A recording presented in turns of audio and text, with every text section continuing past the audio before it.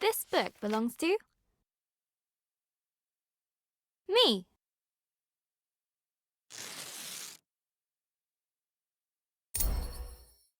Hello, Journal. Is it okay if I call you that? It's a bit formal, I know, but we've only just met. Let me introduce myself. I'm Isabel Barbara Cook. Most people call me Izzy, not Dad. He calls me Titch. He's such a numpty head. My little brother Ben calls me Isbo. I call him He Who Chews Curtains. He likes red for breakfast and blue for dinner. And then there's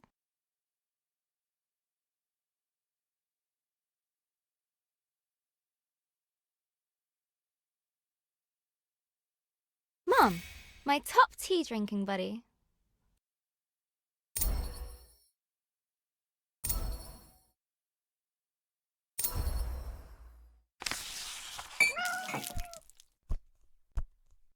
Ah! I go get my tea and this is Pinky. I think she's jealous of you, Journal.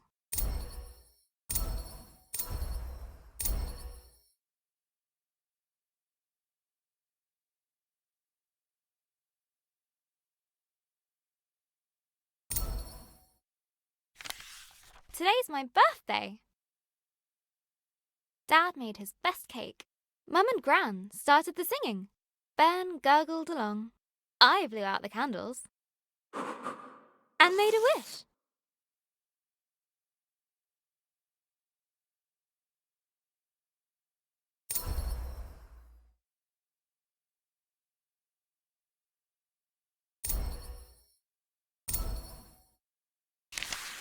Since I was little, I've always dreamed of becoming a writer.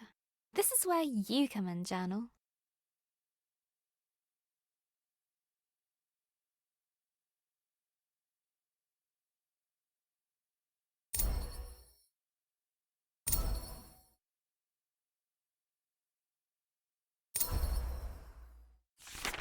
Gran always says,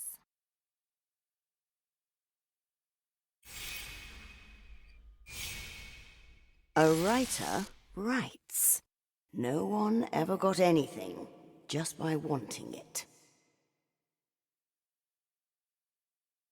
I guess that birthday wish was a waste then.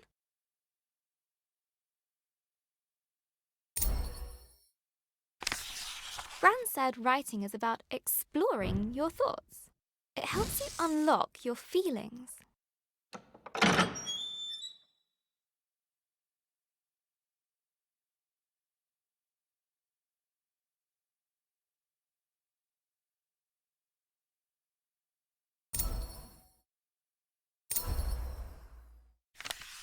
I'd like to write something that will make Gran smile.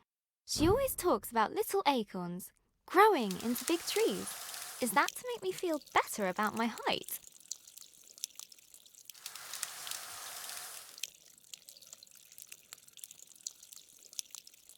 Or about my writing? I want to write a story, but what kind? A romance? Science fiction?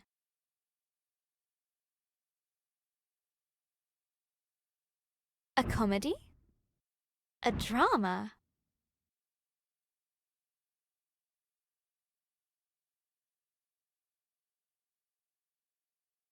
Fairy tales? Wait, we're getting somewhere. A fantasy story. So, how do I start my fantasy story? Once upon a time. Ugh, no one said this would be easy. Again, from the top.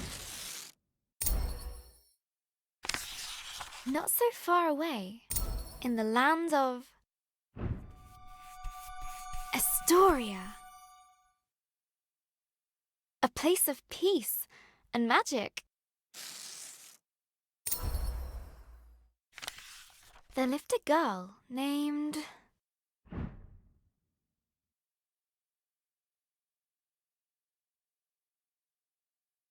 Grace. Everyone knew her by the bright colour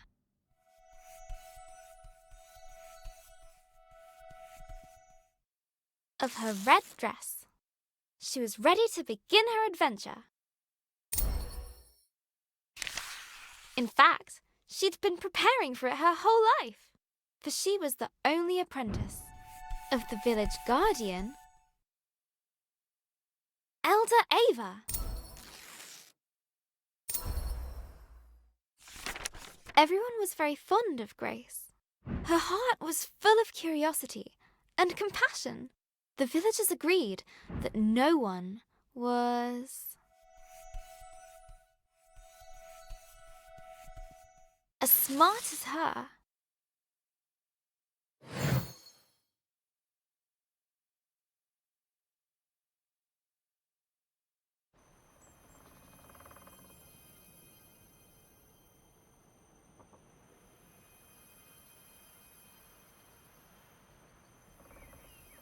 Not too far away, in the land of Astoria,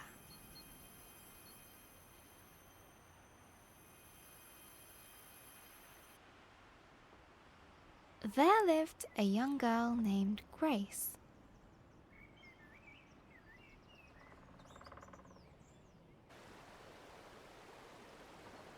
She was smart and loved to study and learn new things.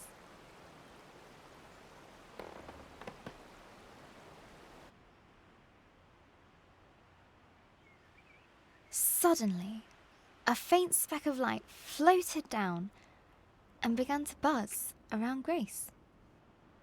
Hello, little firefly. Did you come for my birthday? Oh, Elder Ava's gonna be so happy. Let's head back to the village.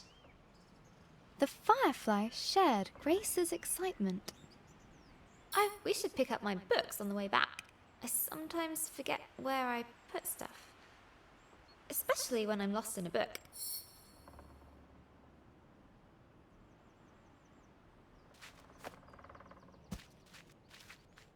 This book was about a pirate queen. Such an exciting life. This one's about ancient lands. Maybe we'll go there, Firefly.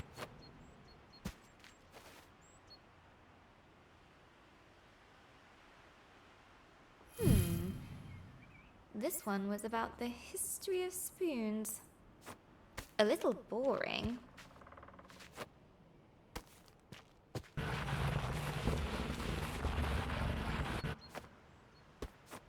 This last one is my favorite. So glad I didn't lose it. Come on, Firefly. The village is just a bit further down. Wahoo!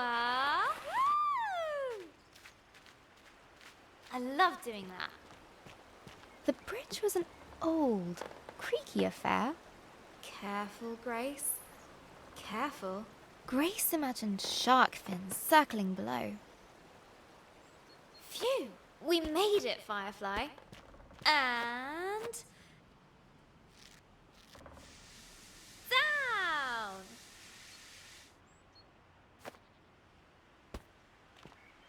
Grace knew many secret paths back to the village. Like this one. She loved feeling the roots around her, as if the tree was giving her a gentle hug. Nearly there, Firefly.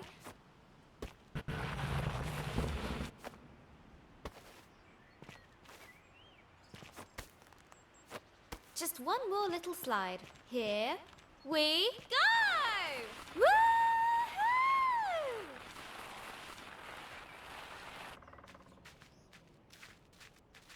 The old cargo lift, barely used.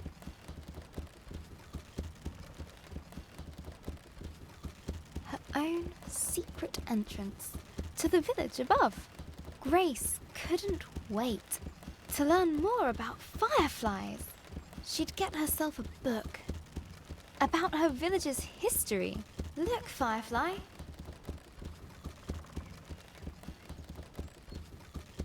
Home.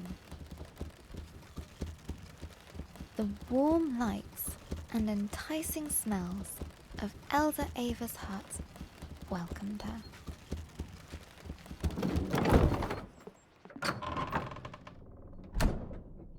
Elder Ava! Happy birthday, Grace. I've made a new friend. One of our sacred fireflies. This is a very special thing indeed. Does this mean... Yes, it is time. Would you fetch me that box, please? Ava was sure that Grace would rise to the occasion.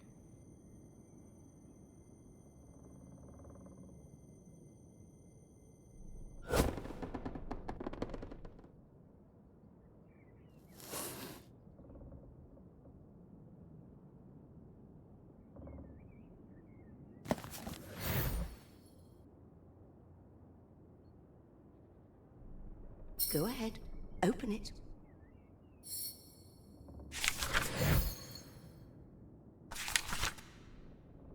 This will store all the magic words you find. Some will stay with you, others are fleeting. They will help you overcome any obstacle. Now, your training is complete. Congratulations, new Guardian of the Fireflies. Guardian? But that's you. Guardian in retirement now. You should head to the shrine tree for the other Fireflies' blessing. I'll join you shortly, dear. Oh, before I forget, a little something of mine to mark the occasion. Elder Ava reached inside her pocket and handed Grace a gift. A sapphire. Now, off you go.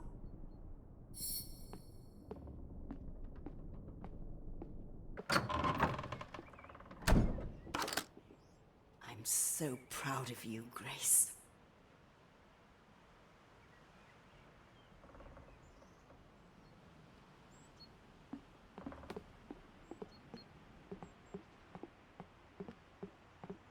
I can't wait to try out my magic book. And all at once, Grace was surrounded by the hustle and bustle of village life. Oh, how'd you do that? Wait a minute. She's got the power. She must have the book. Grace must be the new Firefly Guardian. Grace loved throwing stones over the That rooftops, was amazing. but not today. Backseat and just looking at it. Best thing I've Today, seen all the morning. Firefly Shrine was waiting. Grace has the book. Ah, missed. Go on! She looked over her bustling treetop village. I heard you had a bit of leaf mould. This was all she knew. Yeah, Elder Bassus gave me a poultice. Did it work? Cleared it right And up. it was home. Looks better than ever. Smell that. That's the scent of paradise. I can always use more paradise. I'll take 10. But inside, she was still curious. Hey, Grace! Happy birthday! No, you can't have a magic book. Good to see you, Grace. But Grace has one. But that's different. She's special. But you say I'm special. Careful, careful. No need to rush.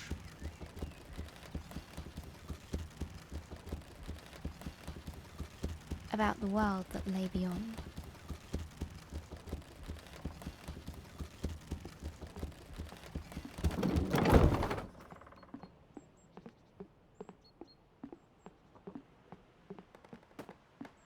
The bridge swayed in the warm breeze. Its Where's that slats Grace, creaked with a After that gentle trouble, no familiarity doubt. as Grace crossed it.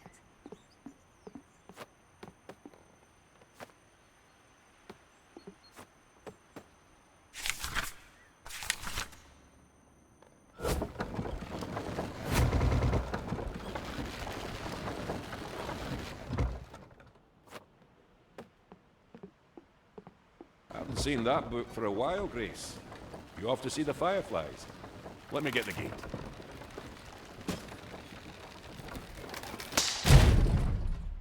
Ah! Blast!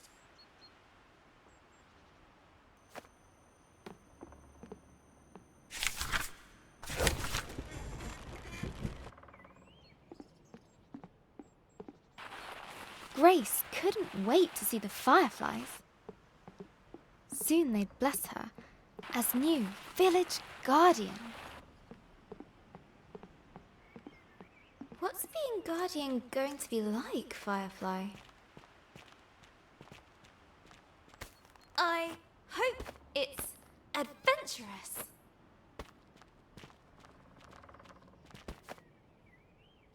Let's swing into adventure. Perfect.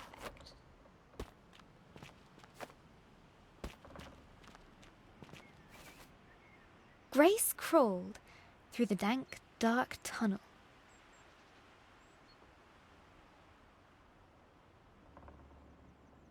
It didn't feel like being hugged at all.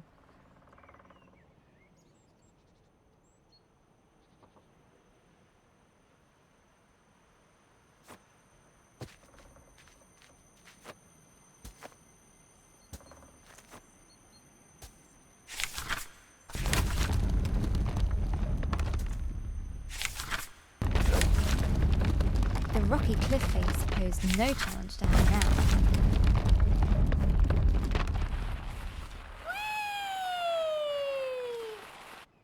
The sacred bell to announce her arrival.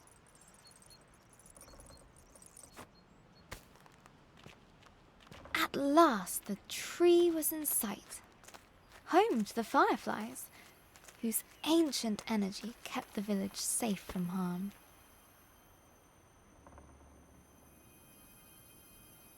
Go on. Show them what you can do. Use your word magic to get to the fireflies.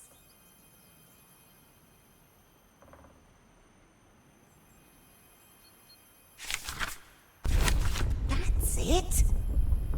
They're accepting their new guardian. At last, I can get a lie-in. Glowing light surrounded her, a timeless energy that birthed stars and forged suns. Now she was part of it, forever. And so Grace became the new Firefly Guardian, but her biggest adventure was yet to come.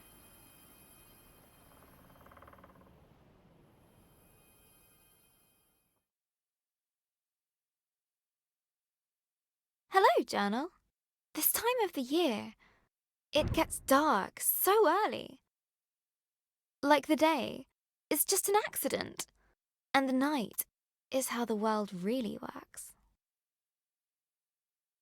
Stars and fireflies glowing in the dark. I've never actually seen a firefly. Do you think that matters, Journal? Glowing things are cool, especially in nature.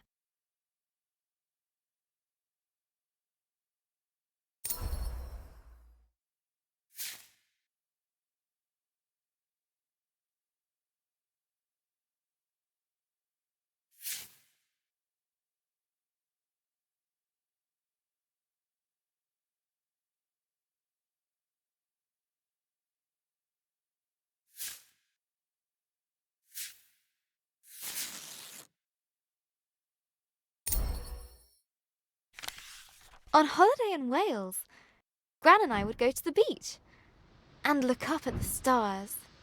But one night, we looked down instead. The stars were shining in the water. It was like the sky got flipped upside down. We took off our shoes and socks and waded into the water. As we walked over the pebbles,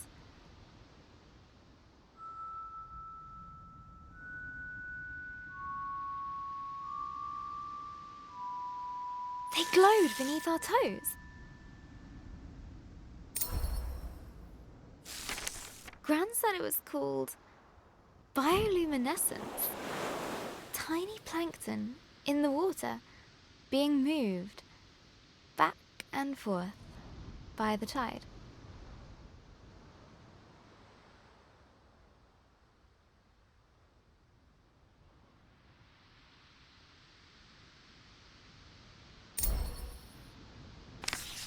I knew it was just little creatures, but it felt like magic.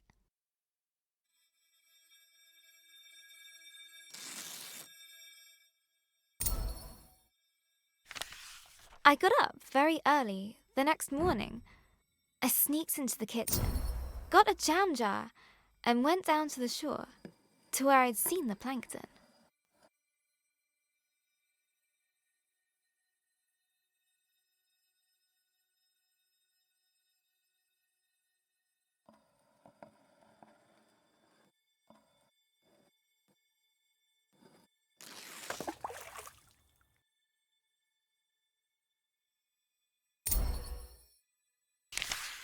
That evening, I was so excited. I carefully put the jar on my bedside table and waited for the night. But it didn't glow. I was devastated. I showed Gran the jar. She laughed. Gran always says,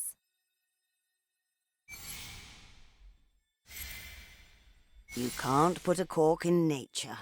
they need sunlight and nutrients from the tide. Gran knows about those things. She used to be a marine biologist. Gran bought some special algae that would grow at home. We spent the whole day planning it. Sand, pebbles, corals, water, glass stones, a house, company, lights.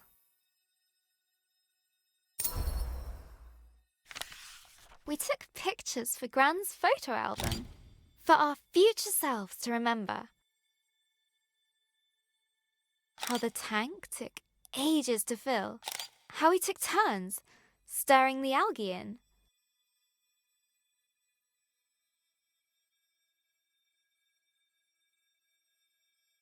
How happy we were when we had it all set. Just needs time to develop, said Gran. After 6 days, the algae was ready.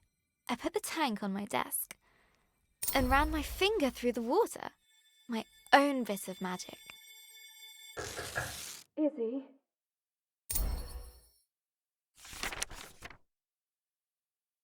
That was Mum.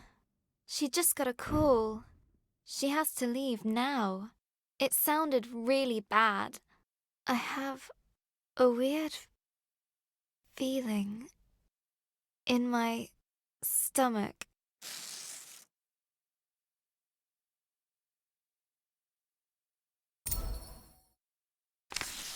Something I don't know how to deal with.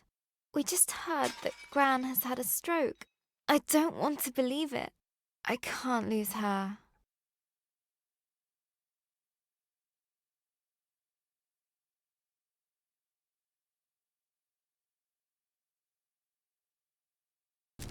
Grace woke from a hazy, distant dream. Something unnatural had stirred her from slumber. Ugh. What's that noise? Eldorava?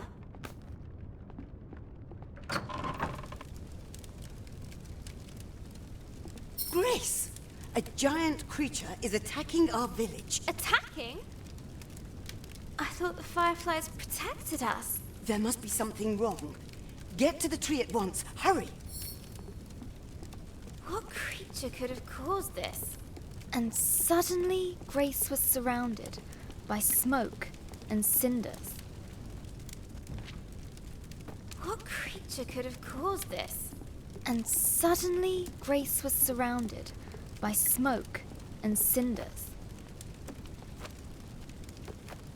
As she hurried past the crackling rooftops, her concern grew. Hey, Grace, you gotta hide. You can hide with us. Broken. The lift. No, there's no space. Okay, find your own hiding spot then. She looked at her burning treetop village. This was all she knew. This was home.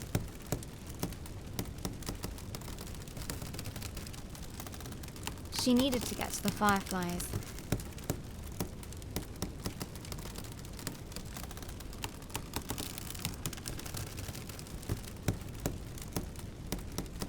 She needed to keep everyone safe.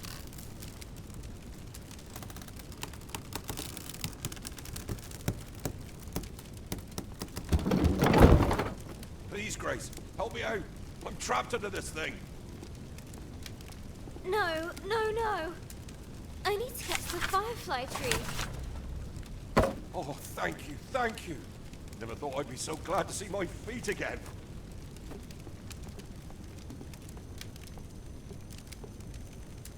The bridge was beyond repair. Okay. One step at a time.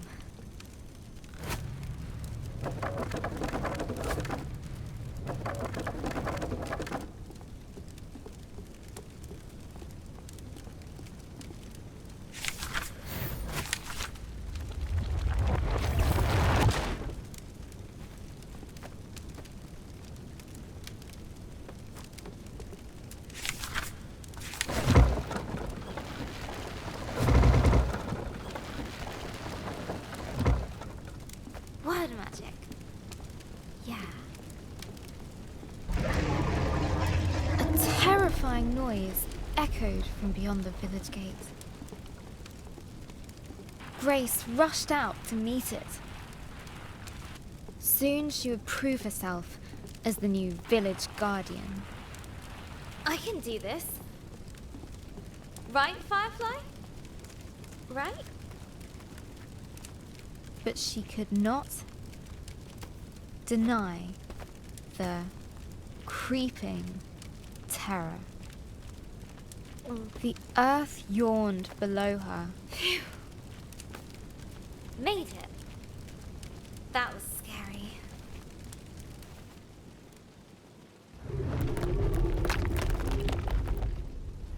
This tree did not comfort her.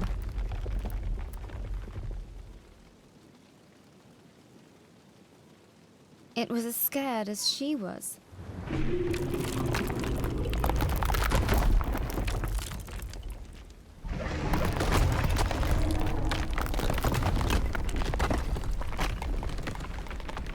With nobody around to extinguish them, fires burned out of control.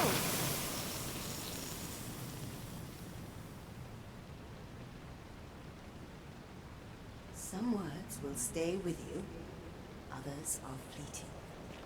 A strange blaze crackled ahead. Is that fire? I've never seen a flame like that before.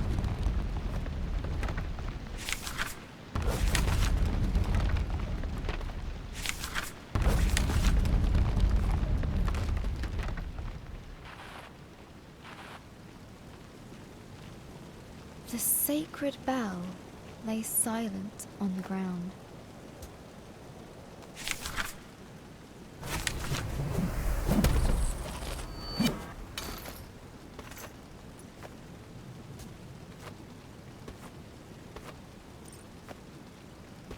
Nearly there.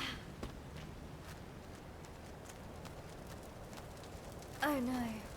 No, no, no. Where are the other fireflies? Fireflies? Please be here. Please be here. Soon, the dreadful realization dawned on Grace. The fireflies were gone.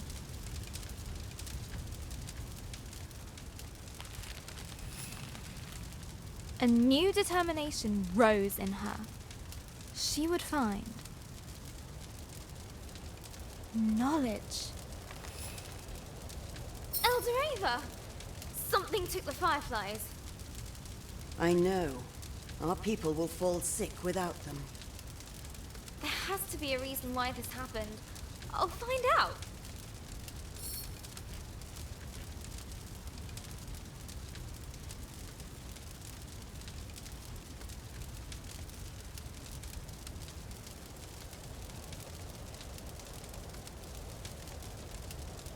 I'll be back with answers. I promise. Go, and may the love of this village guide you. Always.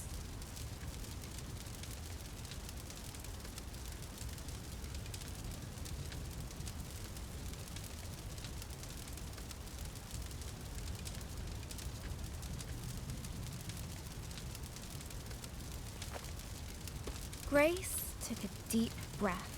She knew what she had to do. She would find answers, one way or another. The earth could fall away beneath her, but she would not be stopped. This was further than she'd ever been before. And yet it was exhilarating, wondrous, and terrifying. Fear was at her side, and hope in her heart.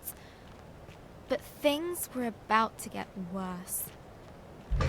Much, much worse. Is that a dragon? It's big. But Grace would not slow down. Not for crumbling paths.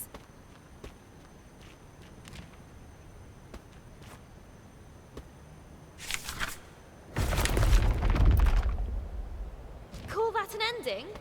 Try again!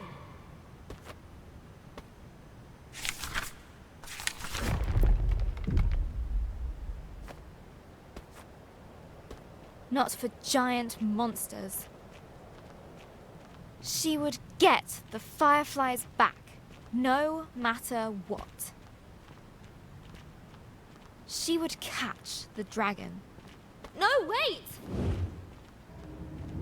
She raced forward and leapt.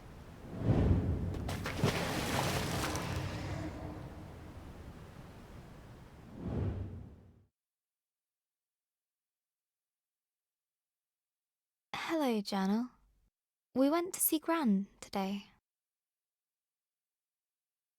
In the hospital. It looked like a big grey fortress. It took us a while to find the right room. Dad let me open the door.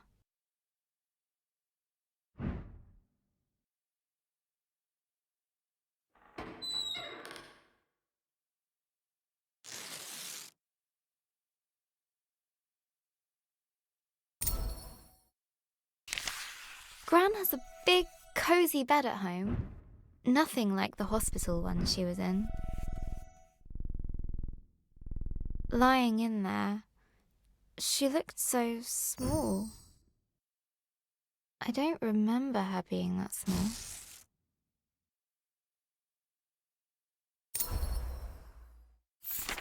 Gran's eyes were open, but she struggled to...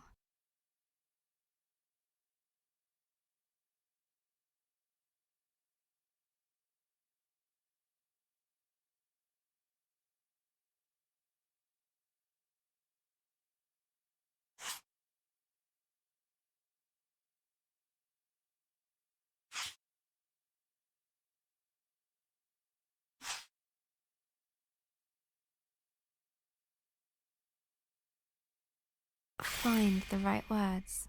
She just couldn't.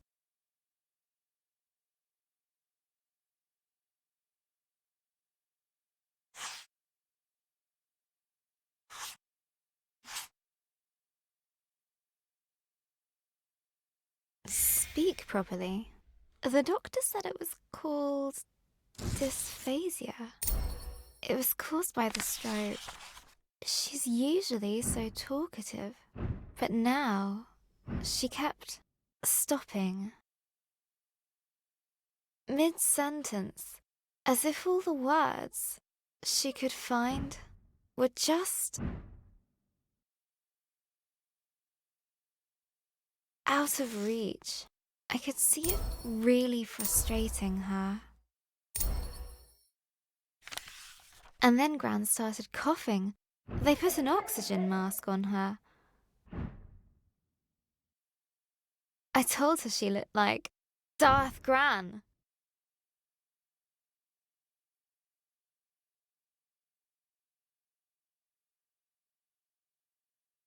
She smiled at that.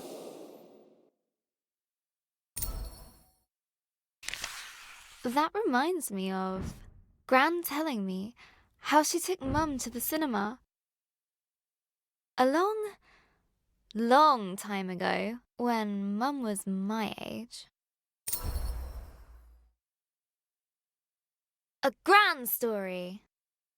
Gran and Mum went to see my favourite movie. Mum fell asleep, but Gran fell in love with it. When I was little, Gran would show it to me on a battered video cassette. Gran would laugh at the robots and guess a funny smile whenever the scruffy-looking smuggler showed up. We'd watch it until we could quote all the best lines. We laughed a lot. Once she gets out, we're going to watch them all over again. And when the next movie arrives, Gran and I are going to go to the cinema. Together.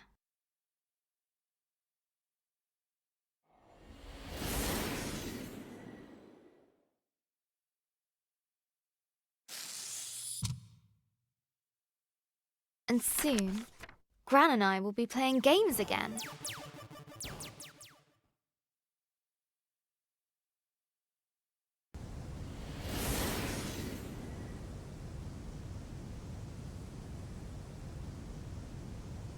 I can't wait! This time I'll beat all her high scores. For sure.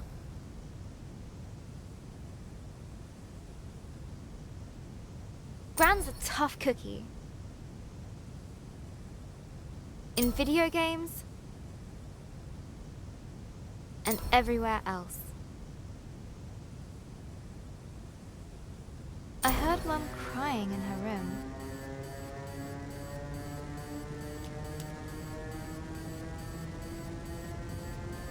I've never seen her cry before. She looked so sad. I didn't know what to do. So I made her a cup of tea.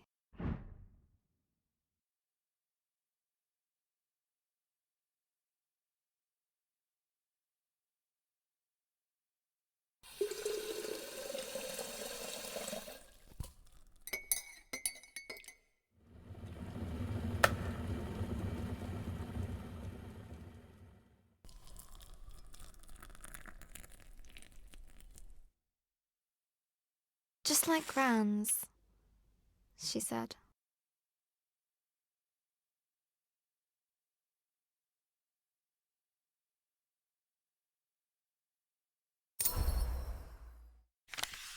Mum said Gran was getting tired.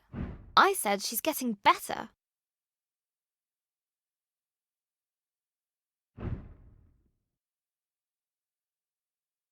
Mum said she felt helpless.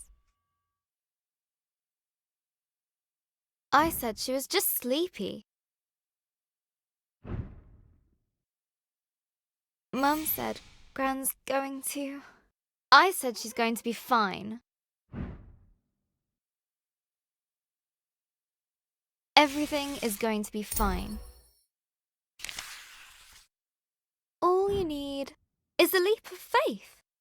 Will Gran still be Gran after this? Of course. She'll be fine. Fine. Gran is going to get better, right? I made her smile. That should help.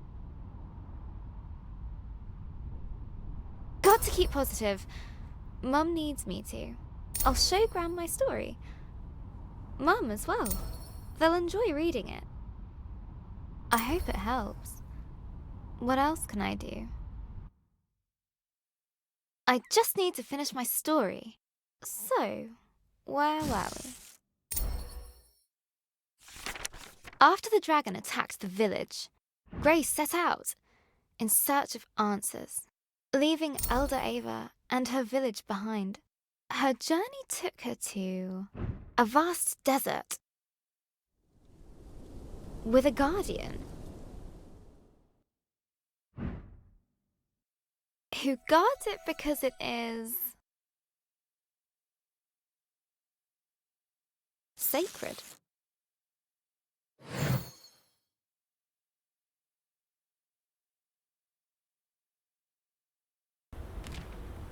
Grace had pursued the dragon far, far from home.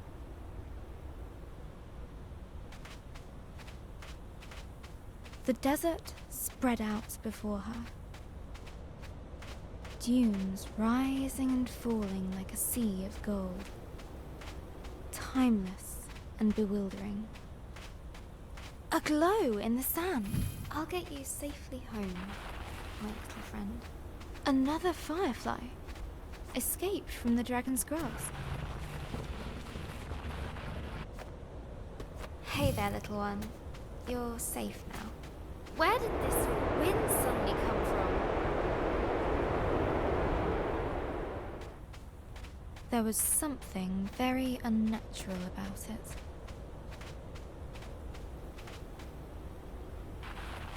Woohoo!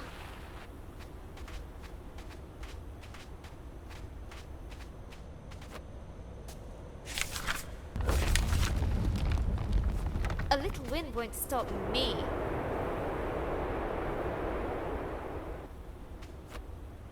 Can't close mouth. Hold on, fireflies. Hold on.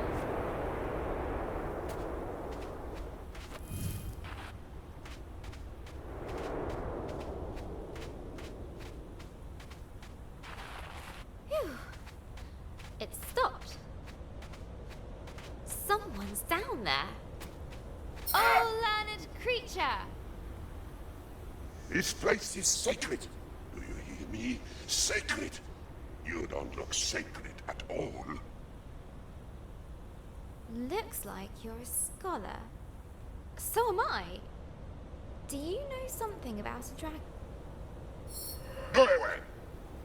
Now you all hands, stay out!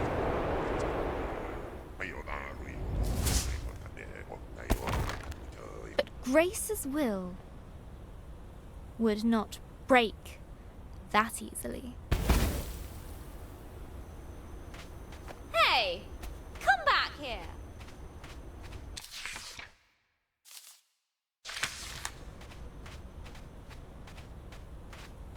I really need your help. I said go!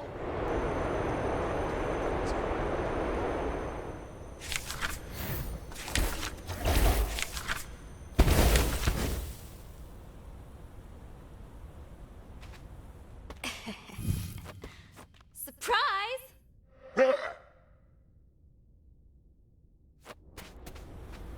Really? Who does that big bag of wind think he is? Look, whoever you are, Go away! I can't. I have to find the... Go away!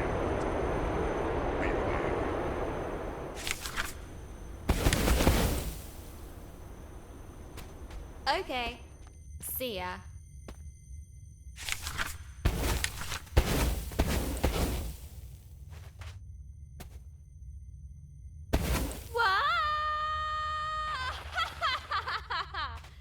That sorted Mr. Grumpy Pants out. The yawning cave burrowed deep into the earth.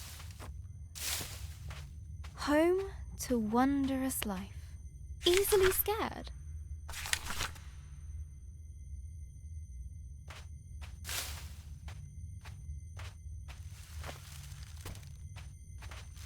Whoa. This place is huge.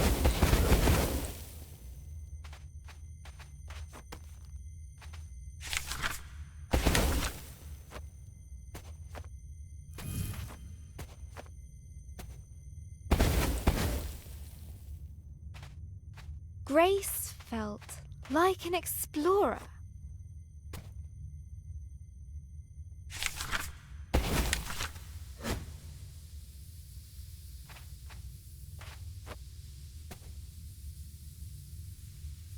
Uncovering the unknown, far below the rolling dunes. I wonder what used to be down here. Maybe sand-swimming desert pirates? Or one-eyed troglodytes? I hope not.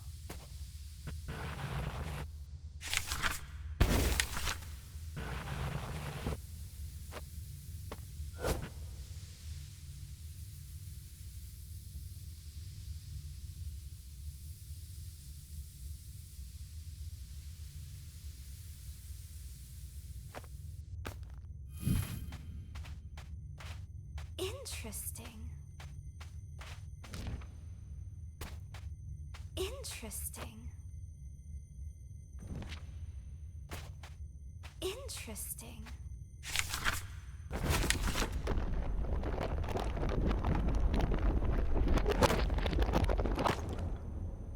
Deep under the desert sands, Grace found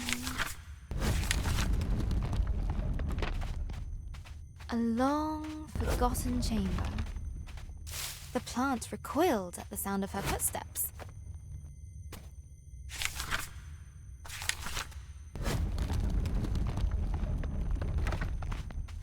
What's this? Broken remains of greatness past.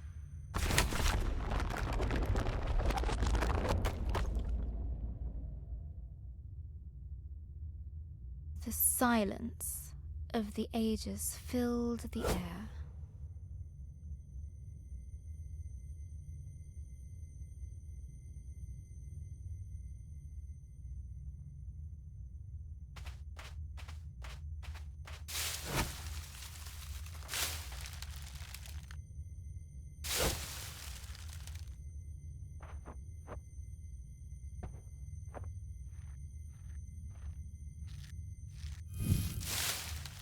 The plant recoiled at the sound of her footsteps.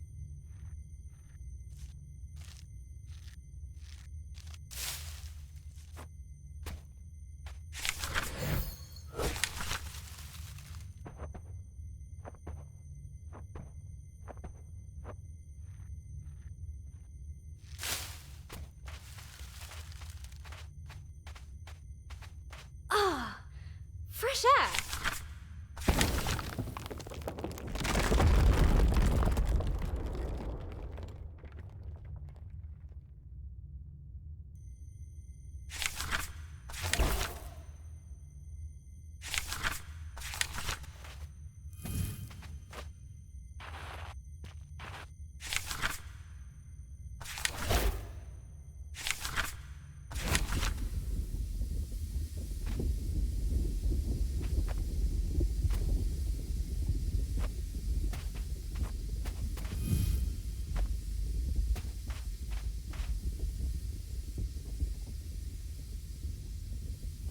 A familiar, foul-tempered voice drifted down to Grace. He didn't listen. I need to find it. Sacred, I said. No one listens to me anymore. Ah, you. You shall go no further.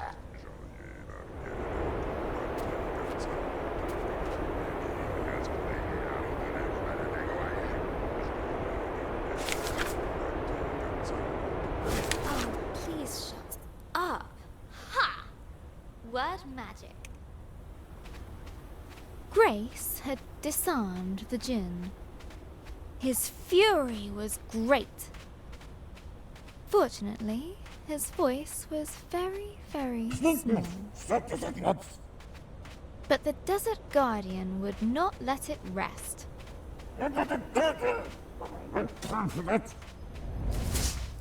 Hey! Stop it!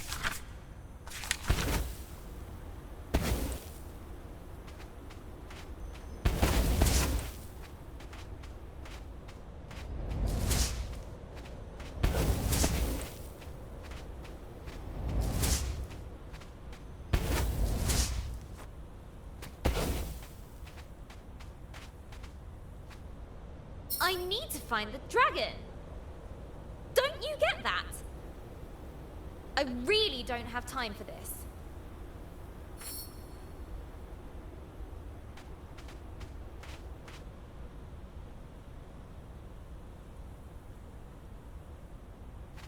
That's it. So long. Woohoo!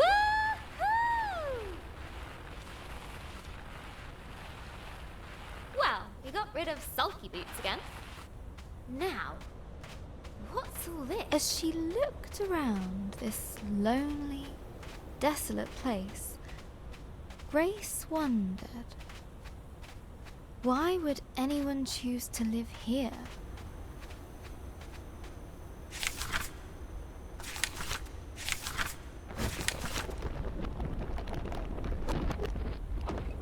There had been people here, once upon a time. What happened to them? Who were they?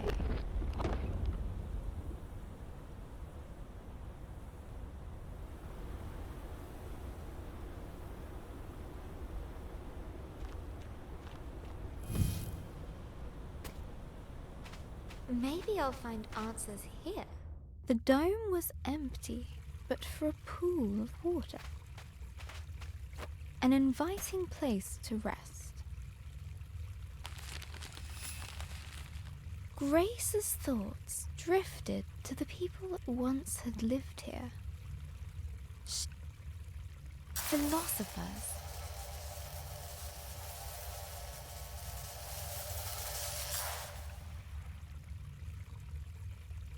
A distant roar roused Grace from her thoughts.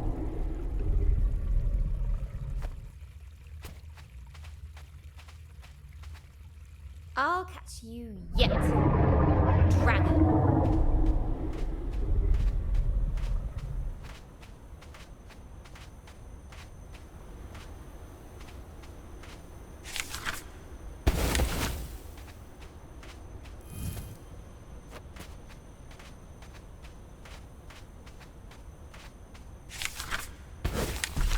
The ancient statues toppled before Grace.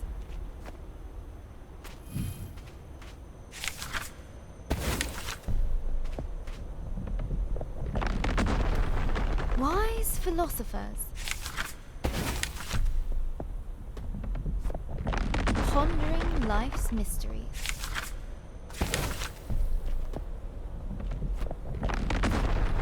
Fall before me.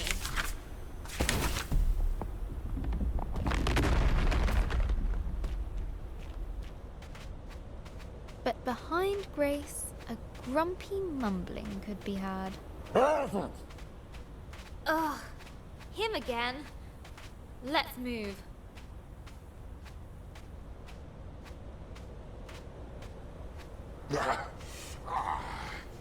That's better. I do the magic around here. You go away. The Desert Guardian was frantically looking for Grace.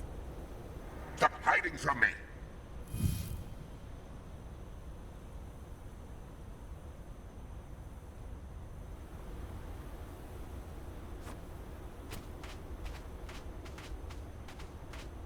Wouldn't he? Easy.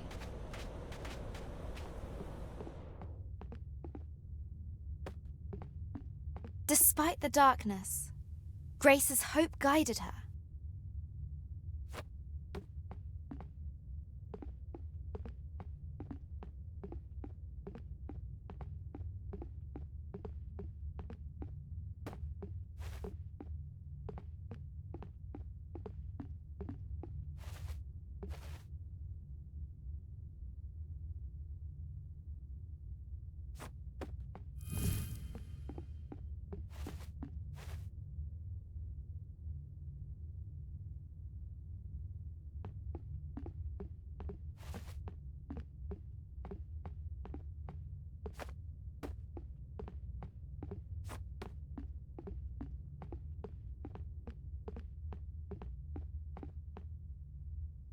No one will want to read that ending.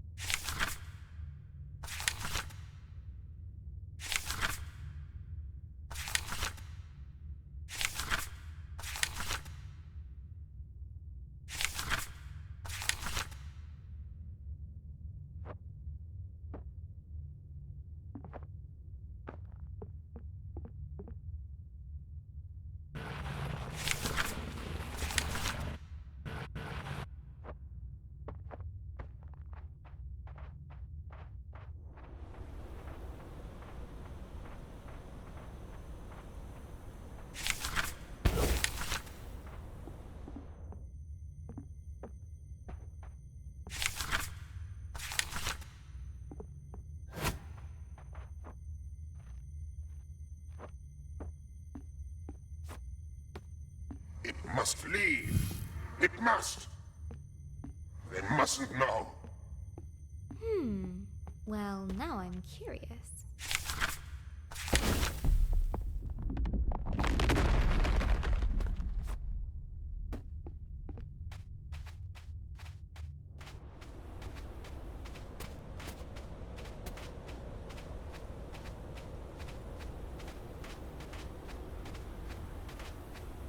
What is it with this guy?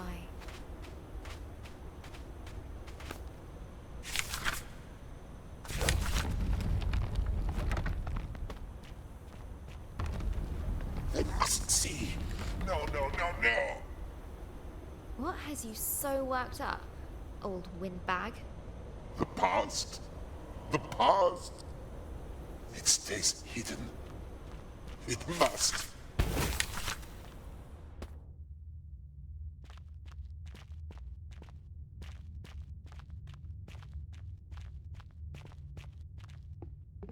Oh, the old days. So little left. Best forgotten. Look, whatever it is you don't want me to see, I'm sure we can. No, no, no, no. You cannot go further. Back. How can I get him to listen? Would she break the Jinn statue? Or repair it?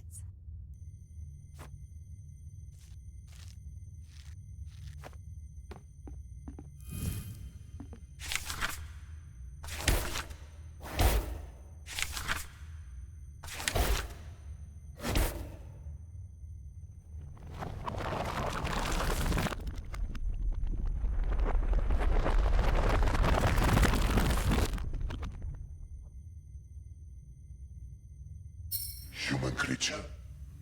You rebuilt my statue.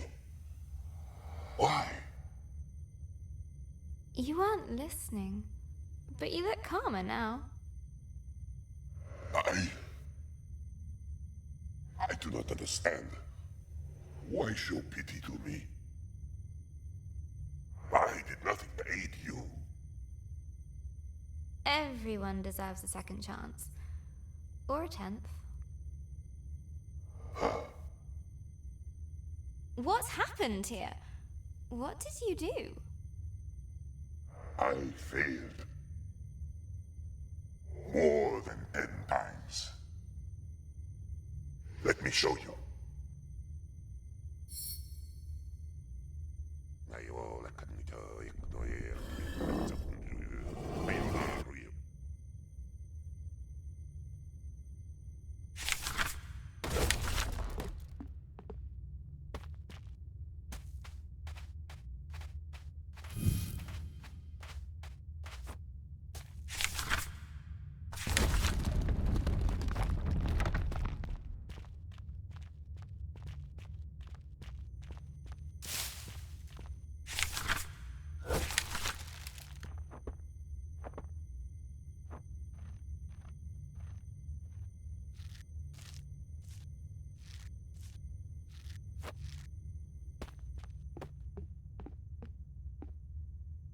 I was once worshipped here.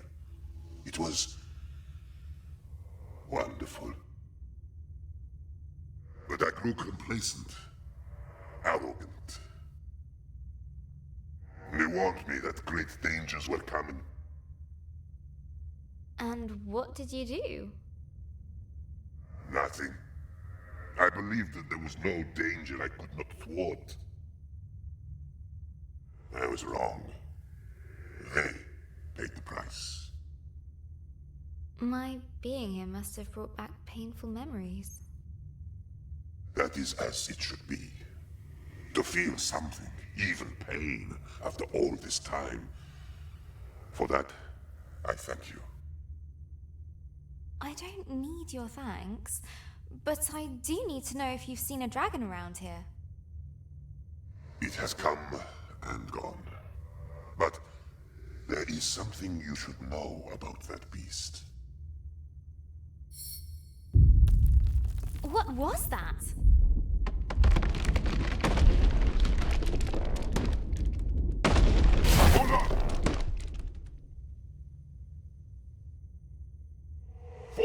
sharply, my friend. Knowledge will be yours in time. Use it more wisely than I did.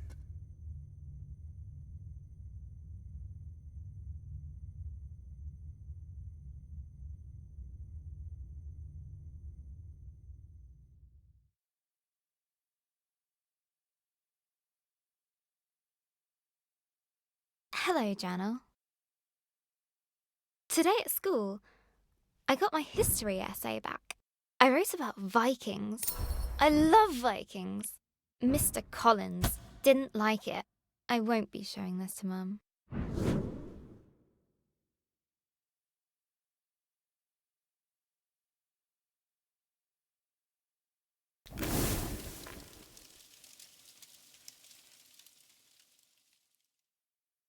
She has enough to worry about.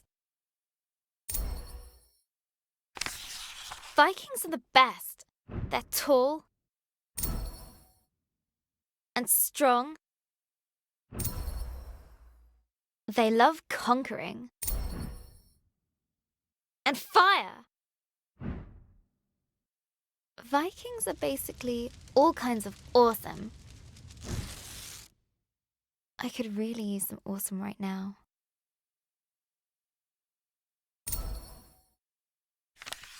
I got her old photo album out.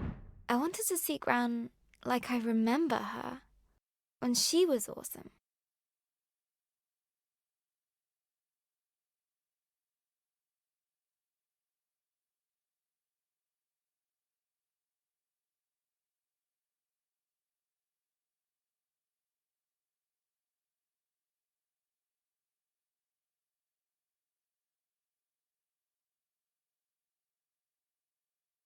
But every time I close my eyes,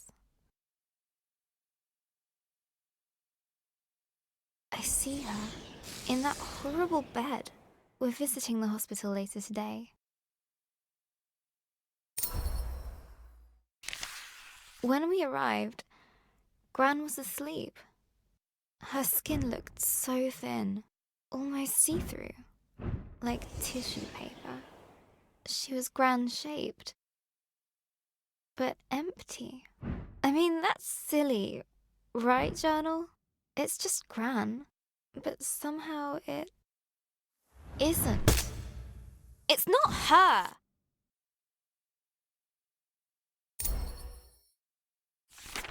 She woke up after a few minutes, but it didn't seem like she knew who we were. Why? Why is this happening? Why her? It isn't fair! Why, Journal?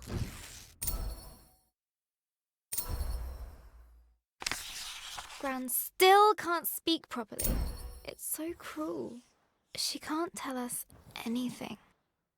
Like what she wants to eat? Or how she feels? And what's worse, everyone pretends they're having a real conversation with her. But they're not!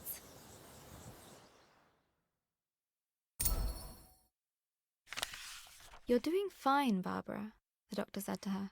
You just need some time. Hospitals should make you better. She's so ill now. I want her better now. Just wait. Time is a healer. I thought that was his job. I wish I could help her. It makes me so mad. The nurse said it was dinner. Mum had ordered Gran soup and a jacket potato. But when Gran tried to eat by herself, she kept dropping her cutlery.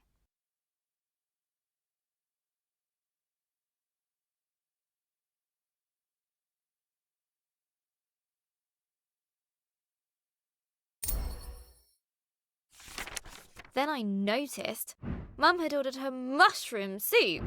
Mushroom! Gran calls them nature's bogies.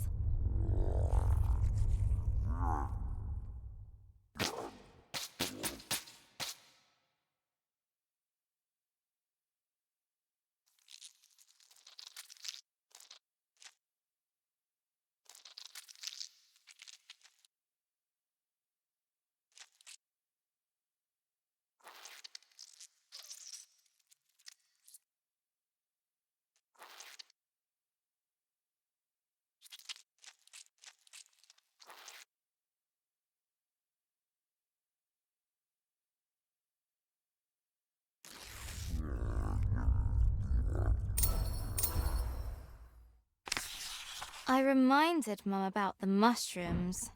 She got that look and banged the spoon against the bowl. There was lip pursing. But looking at Gran, I had to help her.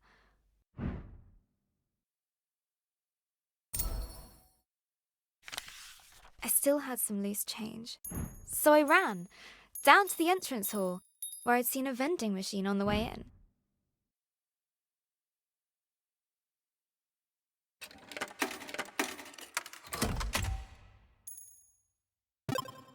Egg sandwich! Hurrying back to 305, I couldn't help but grin. They didn't let me back in. Adult talk. Wait outside. So I waited on a bench until Mum came out the room. She said nothing. Just took me to the car. We didn't speak a single word. Not at the car park. Not during our drive home.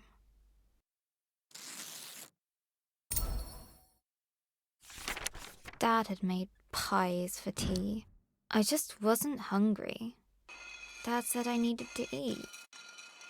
I said if Gran wasn't going to eat, neither would I. I slammed the door really loudly and flumped onto my bed. I still had the egg sandwich. It was all mushed up. Everything is all mushed up.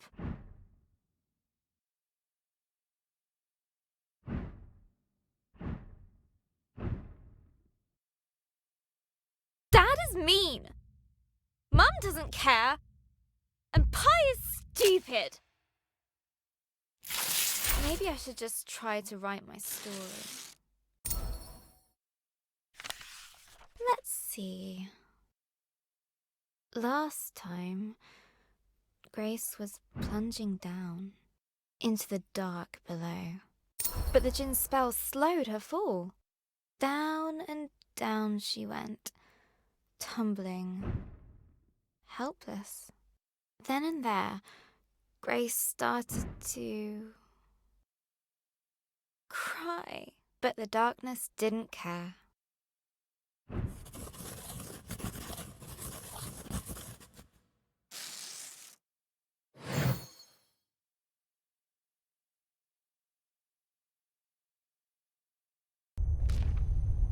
As Grace hurtled through the darkness, her helplessness no longer made her feel scared. It made her feel frustrated, angry. She wanted answers.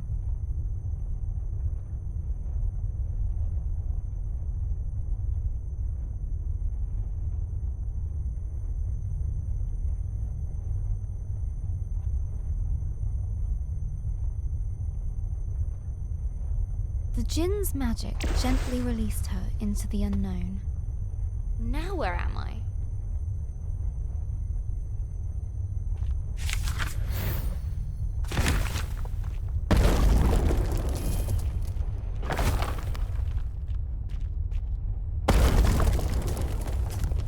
The ground was warm to the touch. At least it's quiet. Just my luck. And what's that? Molten stone. She'd seen nothing like this in her forest home. I really miss my reading.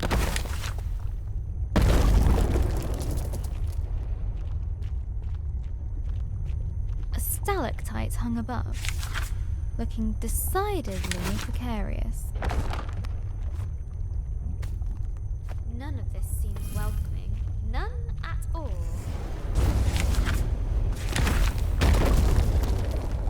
Careful! What is this?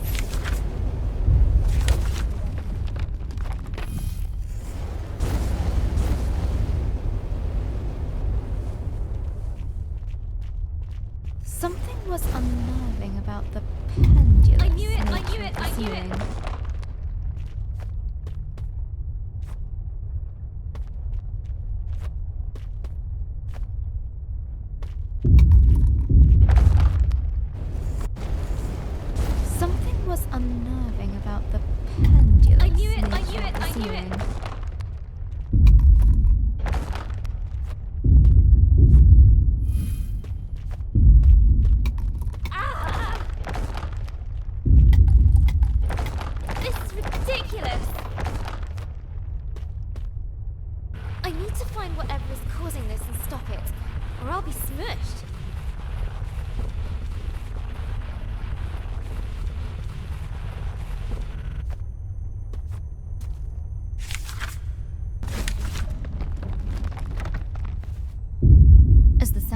closer,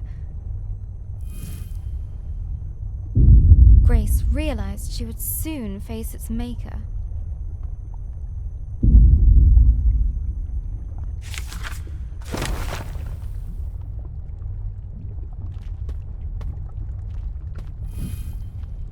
Okay, here we go.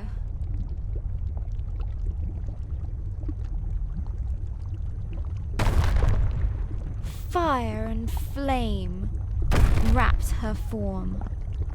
Hey! Stop that! You'll bring the whole cave down. But the giantess just kept on pounding. Yeah, just ignore me. It's not like I might die over here.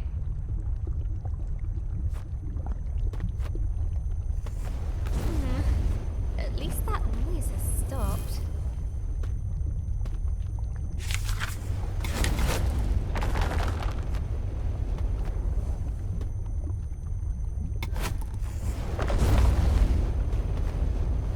The lava gently bubbled, as if to mock her lack of progress.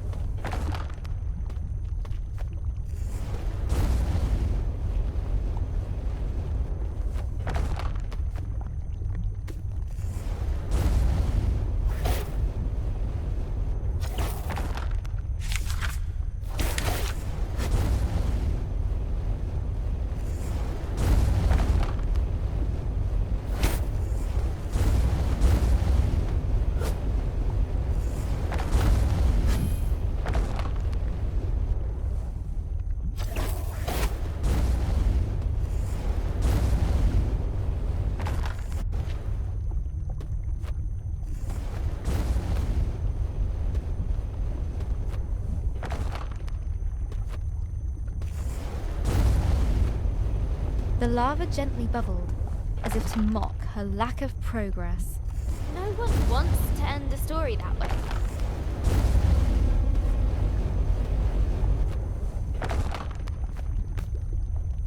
The lava gently bubbled, as if to mock her lack of progress.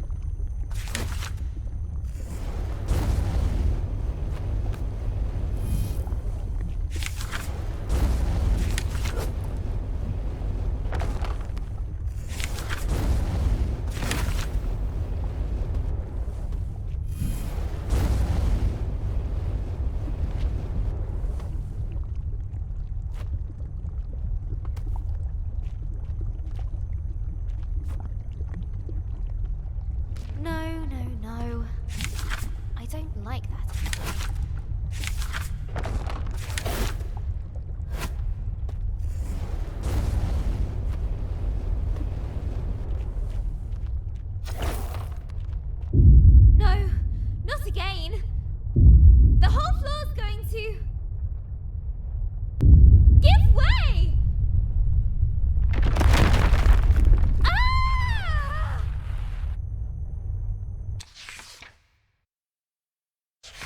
Right. Not listening or ignoring. I don't care. I have to stop her. Inside Grace was a white, hot rage.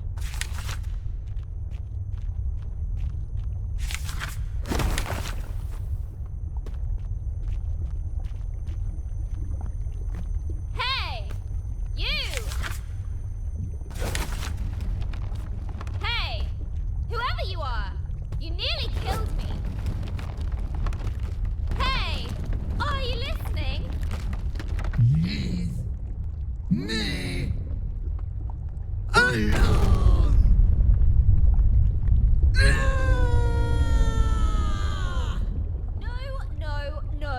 No! That's not fair! What is wrong with you? What's wrong with me?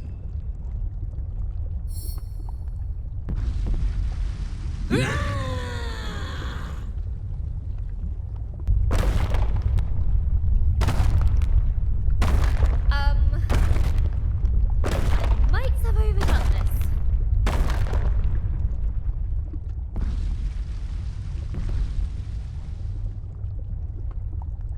I really need to get out of here. A timely exit. Grace didn't quite know what she'd encountered. Sheesh. She's so angry. The thought stuck with Grace. What's wrong with her, I wonder? Whew. I think I need a breather. A place to rest. Grace was beginning to feel the burn of loneliness.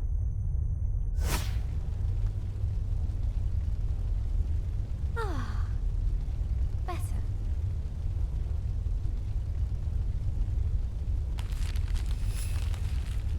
Grace's thoughts drifted back to the burning giantess. Why would she be so full of rage?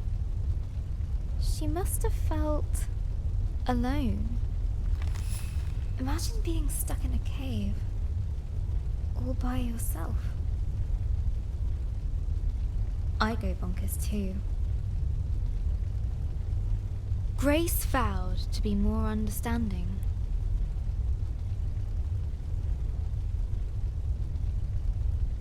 If they met again.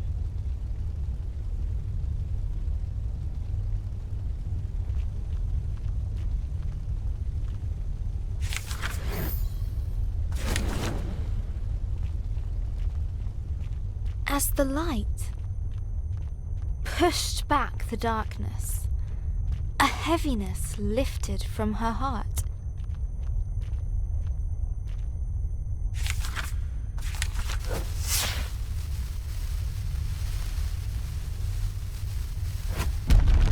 That was strangely satisfying.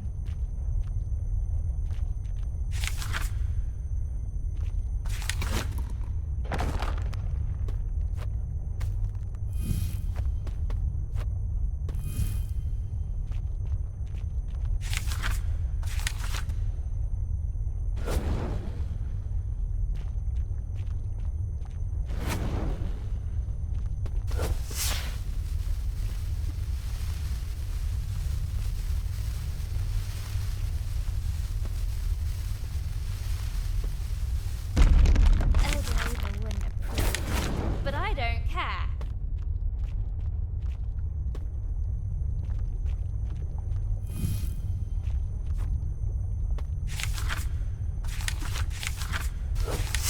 Yeah!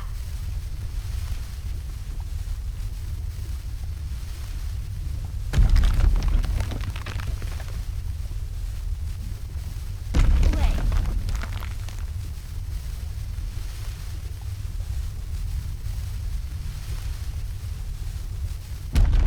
Oh no. Not again. Grace was adrift on the current. without control, lost on the flow of lava.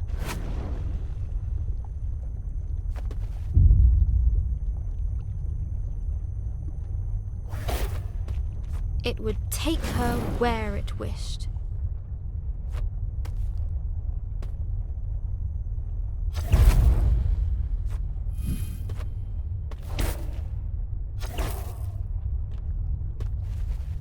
It's speeding up. That can't be good. The burning river went faster. And faster.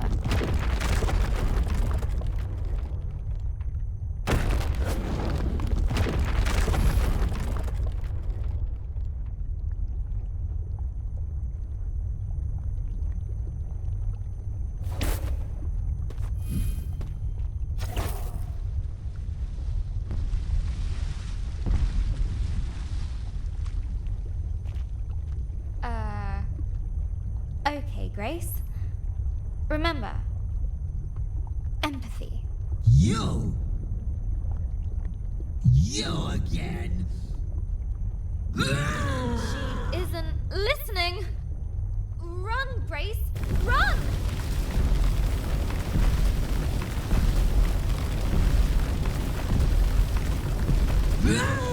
Thundering steps shook the earth.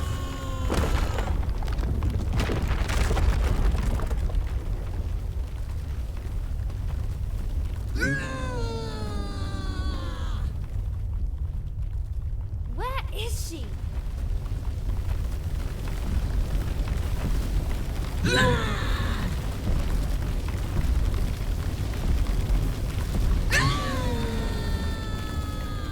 Debris was flying everywhere.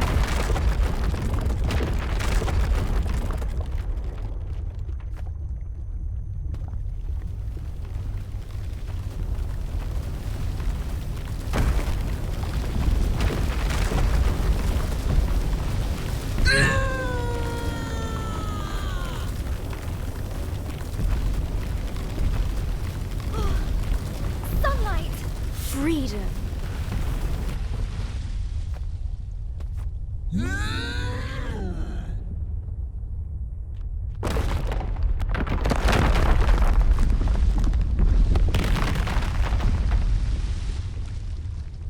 Now look what you've done. You look! We're trapped and it's all your fault. I hate this place and I hate you. I hate you! Her anger consumed itself. Huh? What happened to you? No. Don't feel so angry now. Angry. When I'm angry, I take a few deep breaths.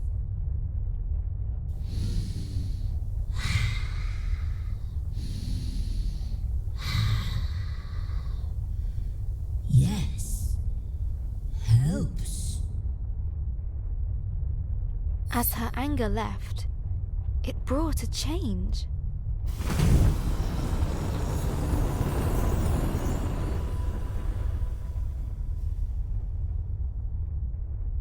You did it again. Lump's anger gone. Lump? Nice to meet you. I'm Grace.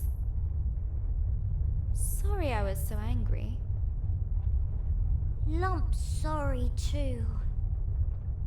Lump scares Lump when Lump's so big.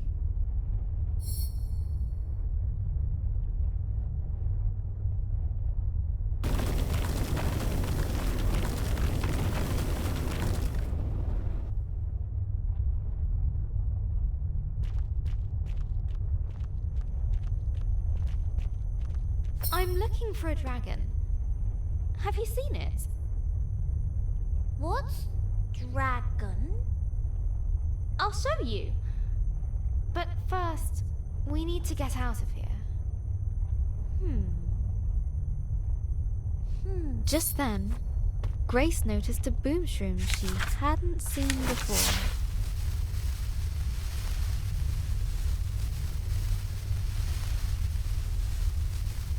We did it! We're free! Free!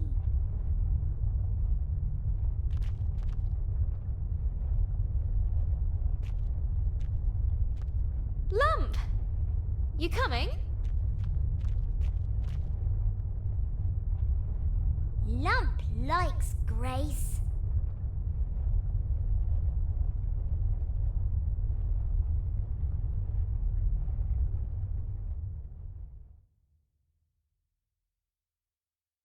Hello, Journal.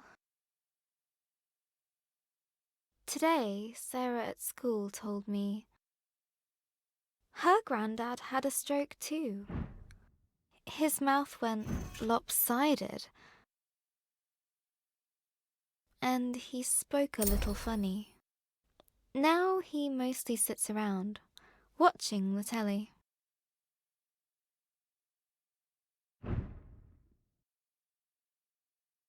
I don't think Gran would enjoy that.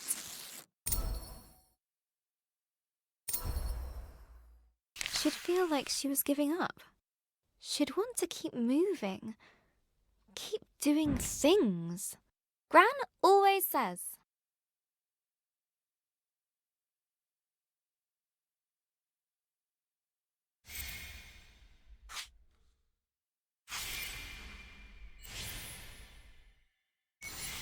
Give the world your kindness, and it will return it threefold. The more positive energy and kindness you give the world, the more you get back.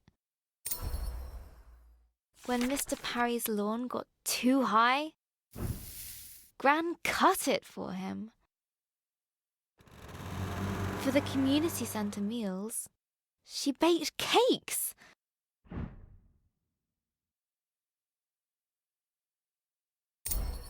She even does the unthinkable.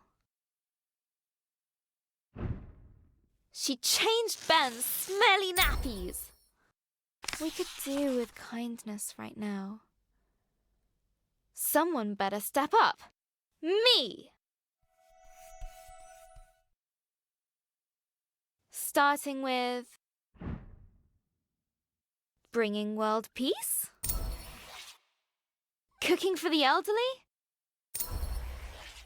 Cutting Mr. Parry's lawn? Tidying my room?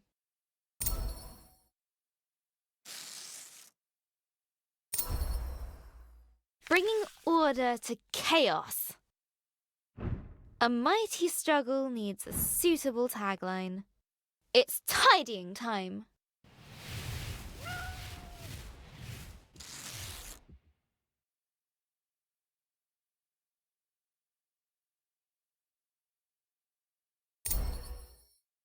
And then I did the washing up from breakfast.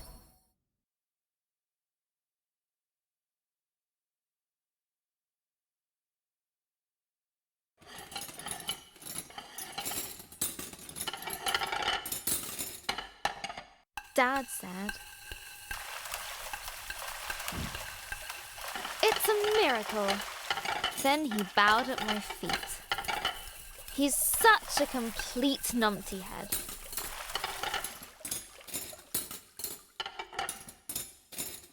But it made Mum laugh.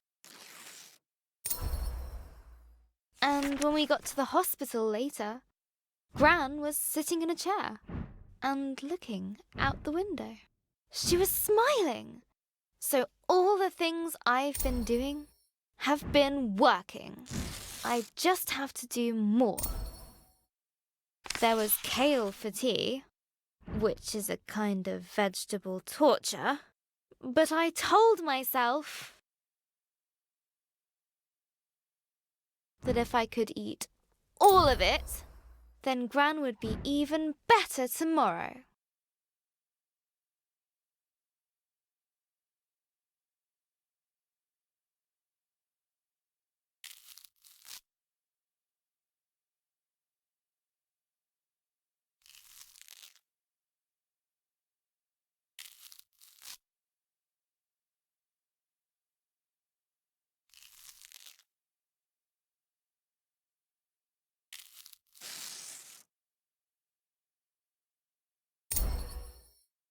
I am on fire today.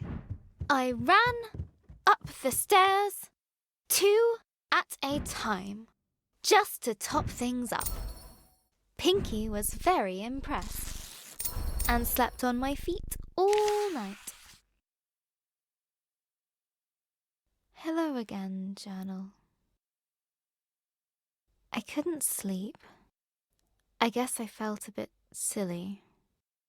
I mean, who cares if I eat my kale? Well, Dad, maybe? But does any of this really make a difference? It's just, if there's a sliver of a chance, it actually does. I want to believe in it.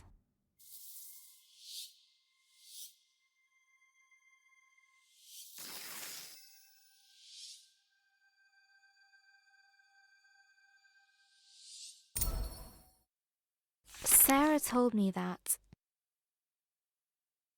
when her granddad was sick, she used to pray. I don't exactly know how that works, but best to hedge my bets. Please, please, please, please, please, please, make Gran well.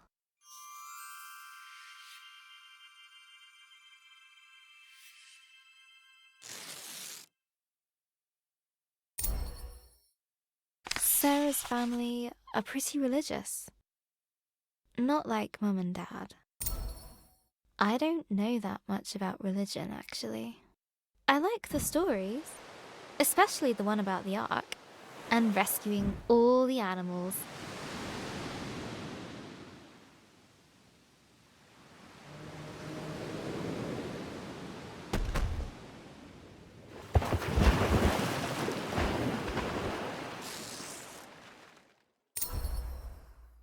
Gran was raised Catholic. But I never really heard her talk about God. Apart from that time she dropped the yogurts in Tesco's. We took care of the mess before the staff noticed.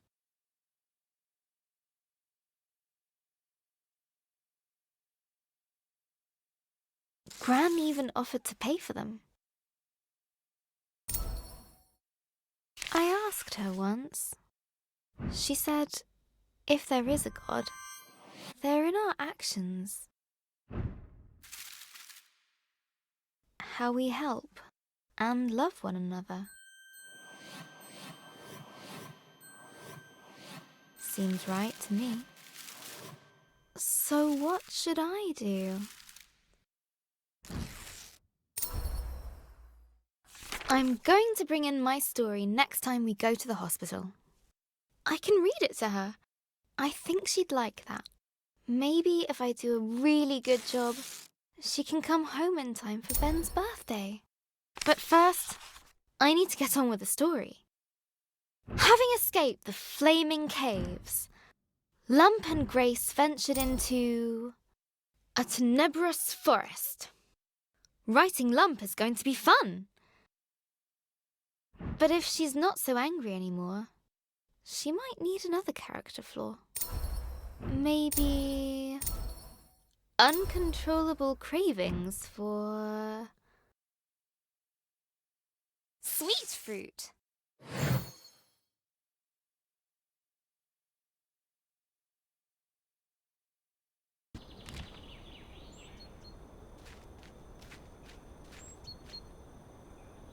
Gentle sunlight streamed across their faces. Sun! I missed you. Oh, Skyfire is warm. Like Lump.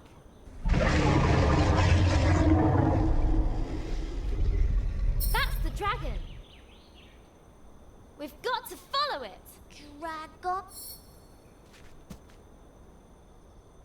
We need to follow it. Let's go, Lump.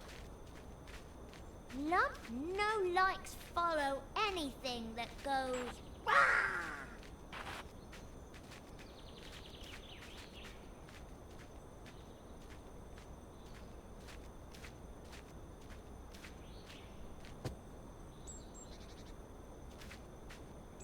coming?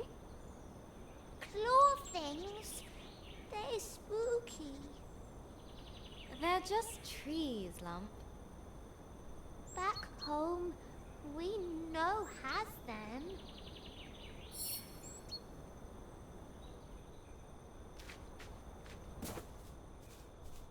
The grey forest, dark, foreboding.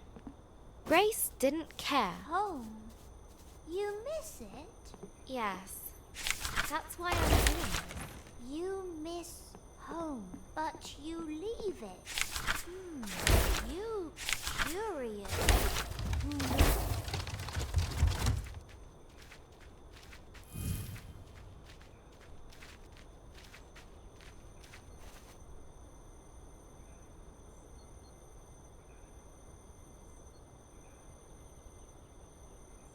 I had to. That dragon is up to no good. I need to find out what he's up to.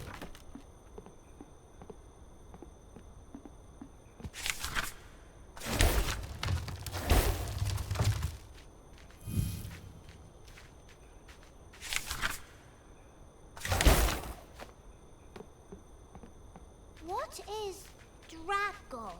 Like cave bear? Well, I guess... Oh, lizard's cute. A really, really big lizard.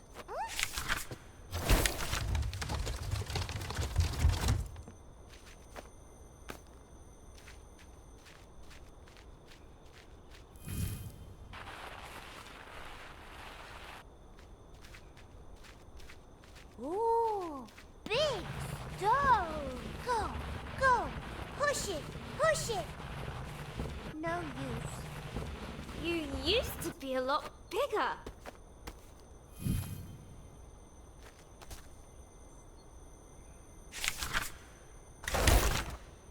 Lump was? Don't remember. I'm glad to have you here, Lump, even though you are small. Lump glad to be with human. You are the bestest human. Yes, yes.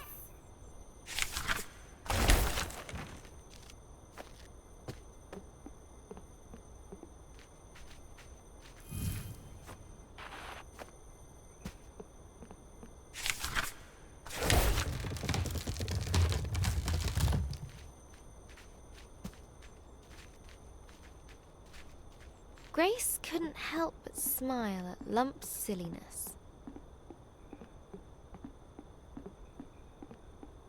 Her fiery friend was finding a place near and dear to her heart. Suddenly, a strange, sweet scent filled the air.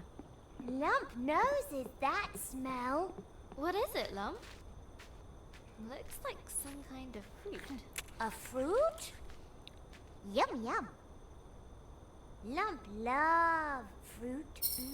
That's nice. Like honey from back home. Wait. I can't let myself be distracted. We need to go.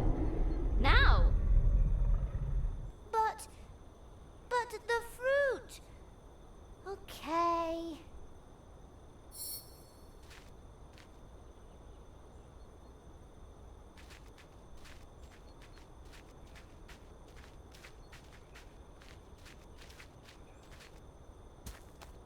Shadows deepened in the ravaged forest.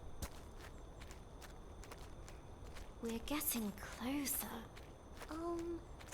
Do we want to be closer? Look, Lump! Dragonfire! It's here. Yes, yes. Dragon here. His cave. Lump's to cave. Okay. Lump trust Grace. Us chase dragon. Whee! That's the spirit, Lump. We're near. I can feel it. Yes!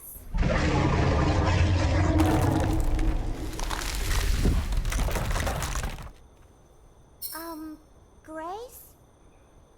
Human no fly like Lump, yes? A deep rift yawned before them. No! We're so close!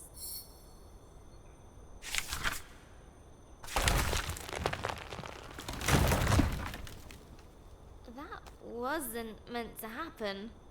But the fruit had an irresistible draw on Little Lump. Mmm.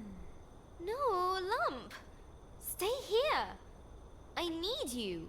Lump's still here. Just busy. Grace felt her resolve melt. I need to find the dragon. I promised Elder Ava. Just what am I doing out here? All by myself? Silly human. Lump not left is in fruit. Thanks, Lump. Grace knew she wouldn't swap that little ball of fire for anything. Wow! You okay, Lump? Little dizzy, but goods. What a rush!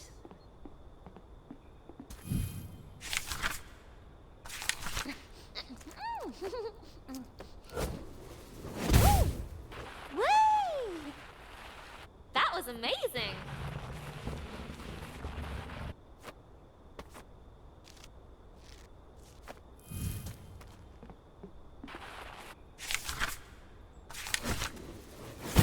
We is great team. Starting to tickle.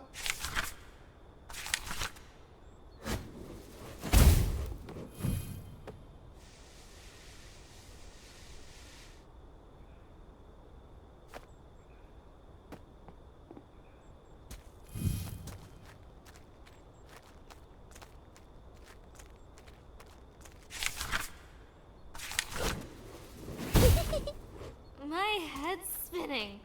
This may be better than fruit. There was no doubt. Something strong and very, very large had been here recently.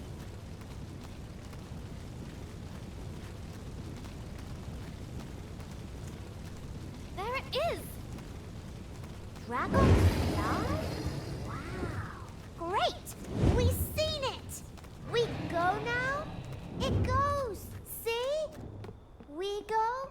Yes? Grace pursued the beast with little thought for her own safety. You won't get away from me again.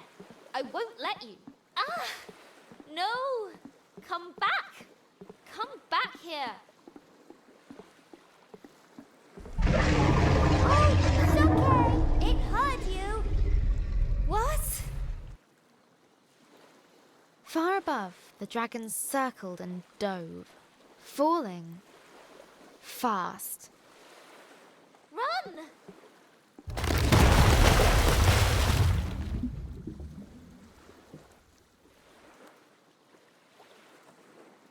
As the waters calmed, Grace realized the dragon had gone far, far below. No!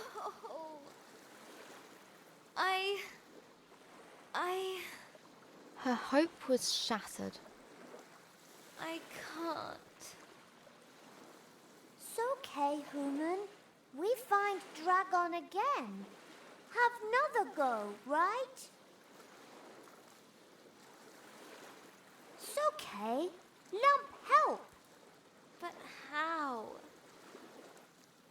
Most of the pieces are gone. I can't even fix it. Look. You get on this, okay?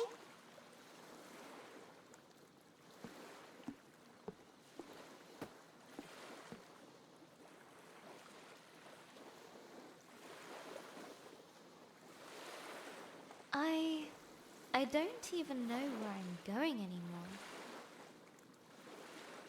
What am I doing? I'm such an idiot. What did I think I was going to do if I caught it? You tried though, human. That's important. Look! One of them's little glowy things you likes.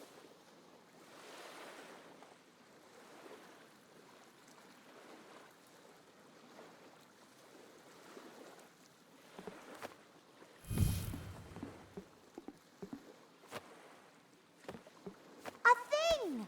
You likes things too, right? Huh? That's strange. Maybe there are some people around here after all.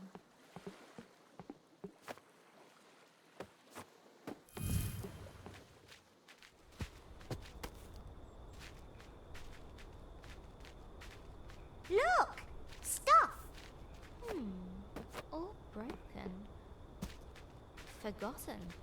Much sad. Maybe dragon? Clumsy, clumsy.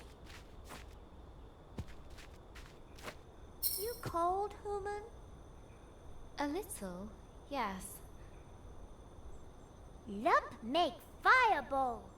You bring wood, yes? Okay. I can do that.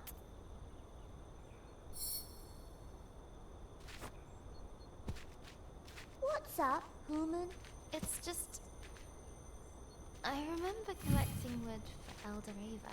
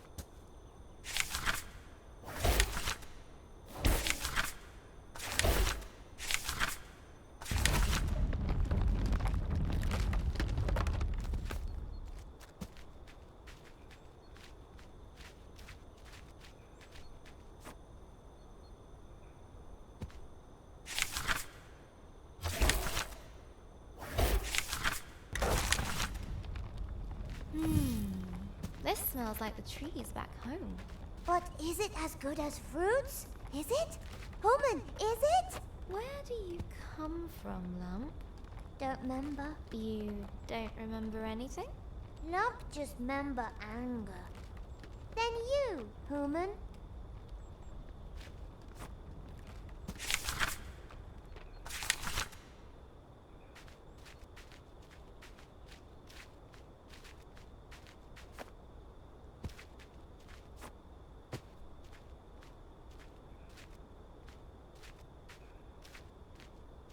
Okay. That should be enough. Okay. Here Lump goes. Ancient energy stirred. Reaching into the place beyond.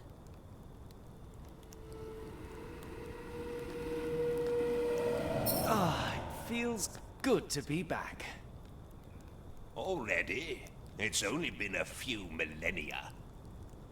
Is it not wonderful to see light again? To feel sun? I was just getting comfortable in the howling void. Who are you two? Ooh, ancient ones. Thought you was a myth.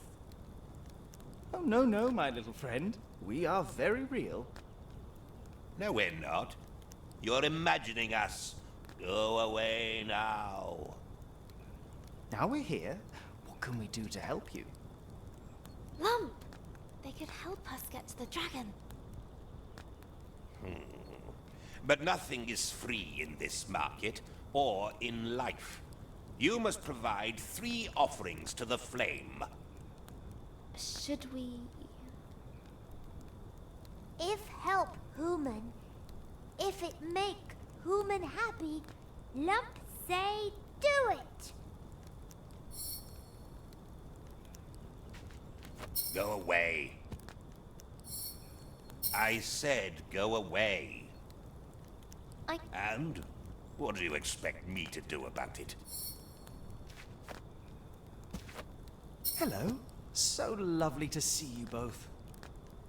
So, What is this place? The Market of the Lost and the Forgotten. Things end up here that have been cast aside or are no longer useful.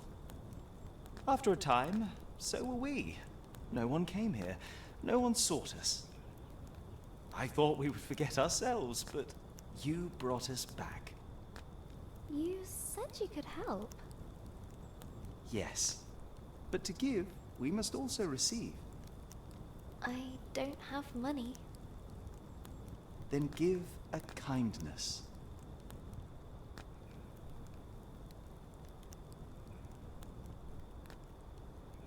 You're looking wonderful today. How kind of you to say. Now I will return the favor. To get your wish, you must submit an offering of hope to the flames. Something dear to your heart. Elder Ava gave me this. The pendant gleamed with hopeful memories. I don't know if I should. It was the last thing that she gave me. A wise person once said that no one ever got anything just by wanting it. Okay. You're right.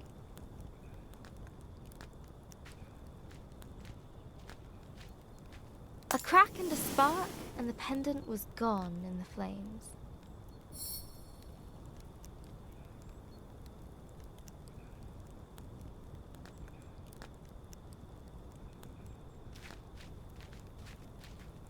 This is a market, right? Look, my help. It's not the kind you need. It isn't? Why? I trade in oblivion. I feast on memories. Oh. But you can still help me. I have to find out why a dragon attacked my village. Well, don't come complaining to me when there's a big dark hole in your head. What memory are you prepared to consign to the flames?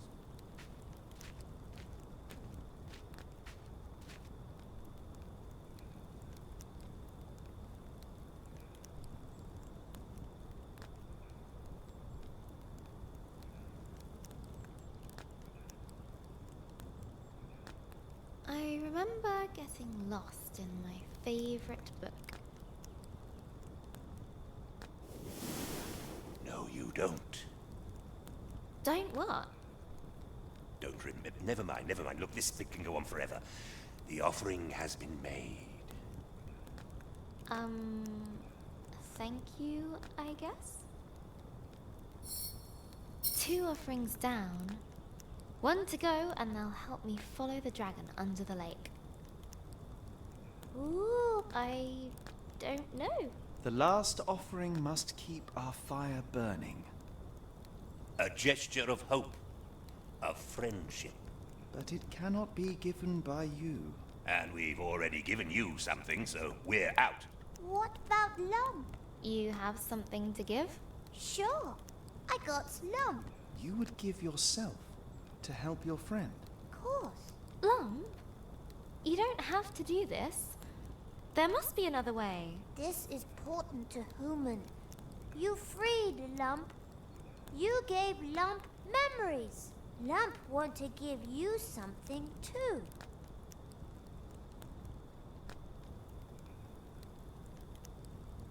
Are you sure about this, Lump? Lump sure. You help Lump. Lump help you. I wish I was as sure about this. Thank you, Lump. I guess this is goodbye. Goodbye for us. Hello for you and Dragon. As Little Lump jumped into the fire, the flames began to burn, larger and brighter.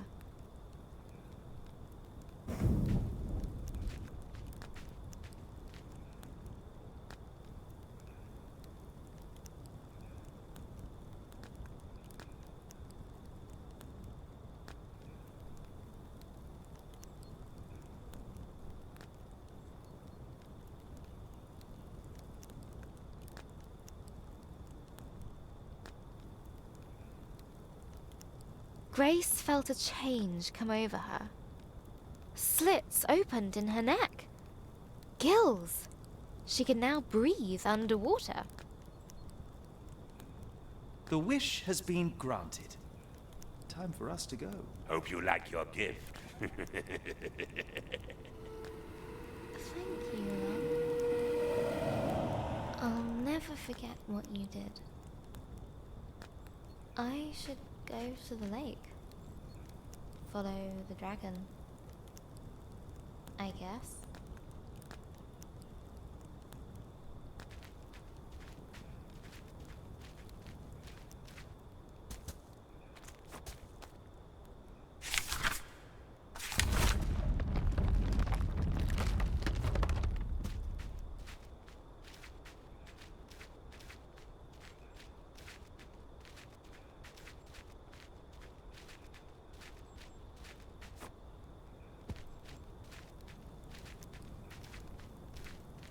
The loss of Lump weighed heavily upon her. Where once there was light was now darkness. Where there was noise, only cold silence remained. But she could not let Lump's sacrifice be in vain. She needed to get to the lake and use her newfound powers to pursue the dragon. The lake looked murky, but she had to brave its depths.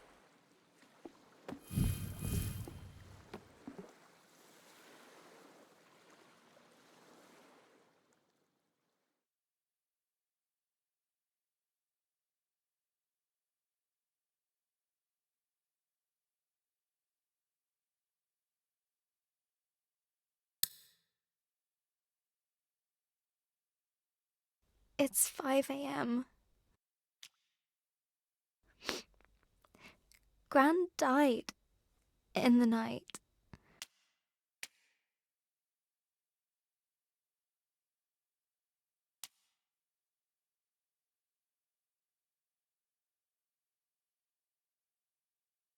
Mum got the call a few hours ago. She's still crying. I just feel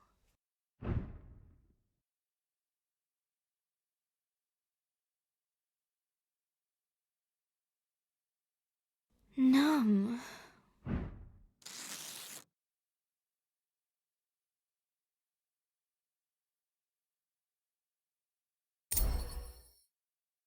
I tried to go back to sleep.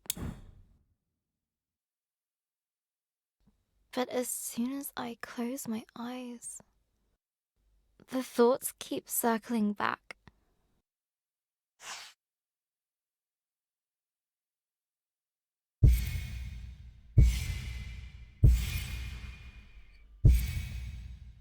We should have been there.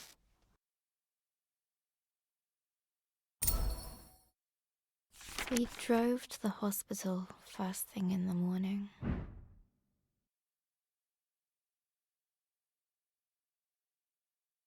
No one said much. It seemed to take forever.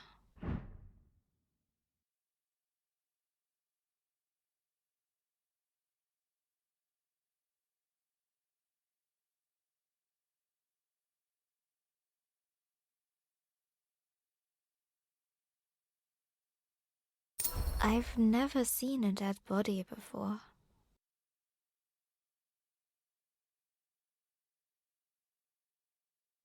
It might be scary.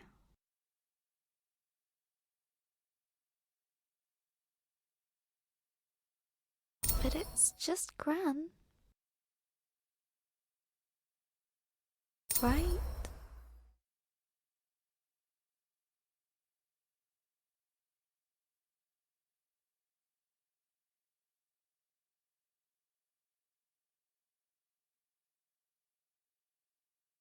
Maybe I should have stayed at home.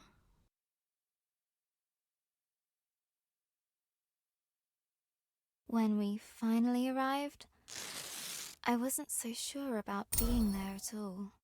We went up the stairs to room 305.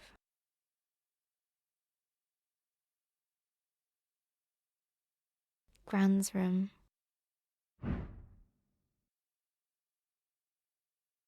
Mum gently put her hand on my back and asked me if I wanted to wait outside. I said yes.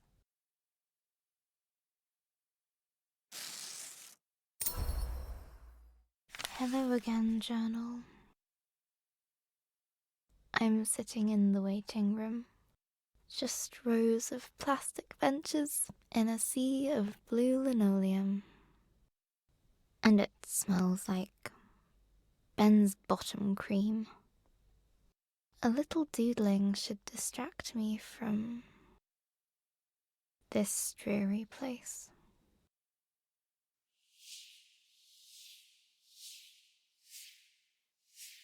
Dad's calling me.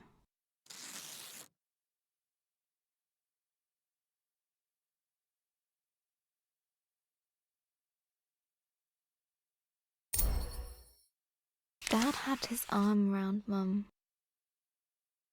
as they came out of Gran's room. I've never seen her like this. Mums aren't supposed to cry. They're strong. They're meant to know what to do. Always. I guess losing your own mum makes you feel like a kid again. The drive home was a quiet one again. It's silly, but I keep thinking back to Gran's favourite vase, the one Grandad gave her. I was running in the house, even though Gran had told me not to. I still remember the noise of the vase smashing into little pieces. Gran was there in an instant. I waited for her to shout. She didn't. She just looked sad. And somehow, that was worse. Gran wouldn't let me pick up the pieces. She found every single one.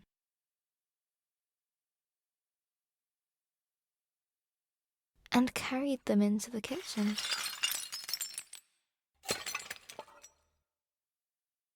Later I sneaked in with a tube of glue in hand.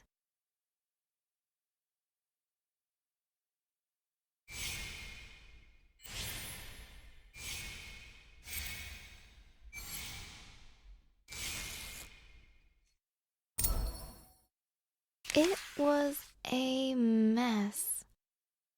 I got glue everywhere. But Gran smiled when she saw the vase. She put it in the cupboard. Later I found it again.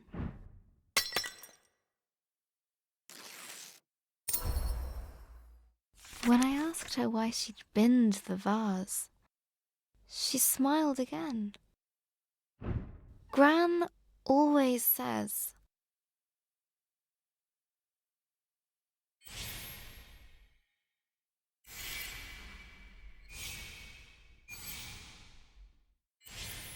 we can't hold on to things forever.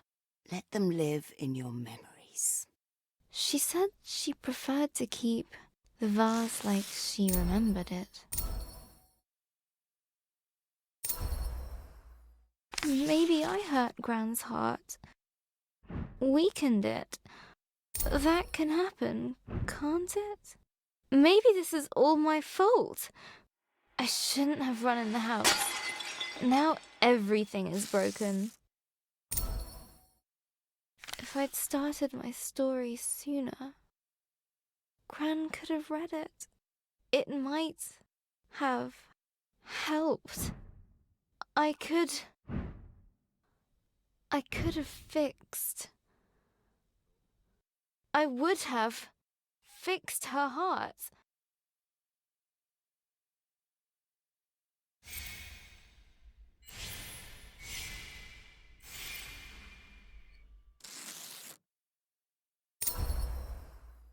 Really? I don't even know how to fix my story. It's a mess. I left Grace to sink into cold, dark waters. She's completely alone. She left behind Lump, her only friend. Okay, focus, Izzy. How can I continue the story? How would she feel about this situation? Grace felt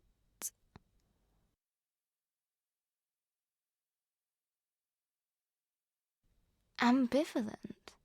We're getting somewhere. Now, let's see.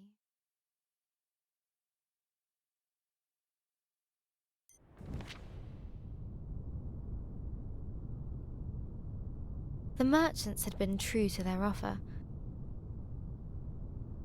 Still, the water closing over her felt like death.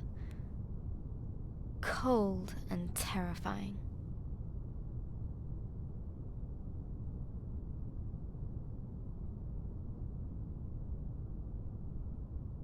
I can breathe!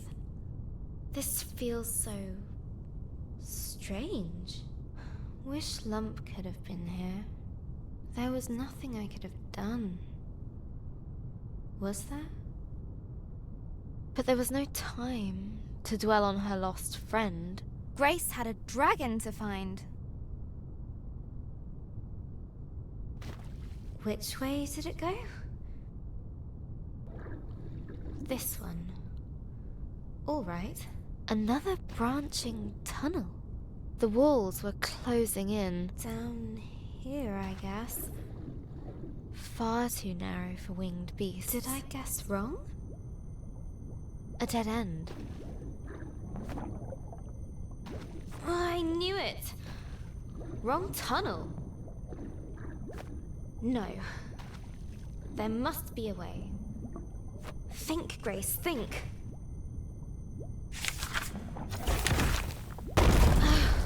How do I get up there?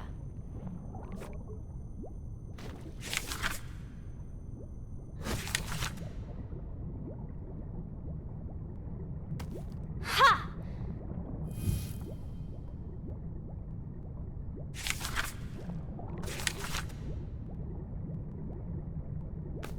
Is this the right way? Or maybe here? I just don't know.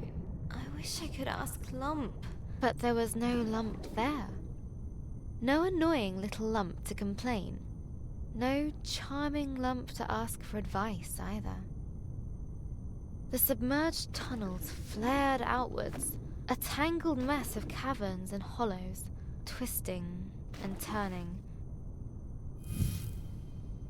Bending with almost malicious intent.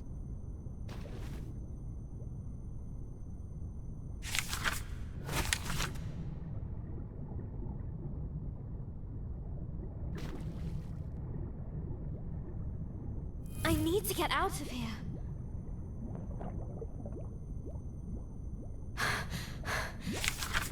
Breathe, Grace, breathe. I've got to find the dragon. Learn why all of this happened.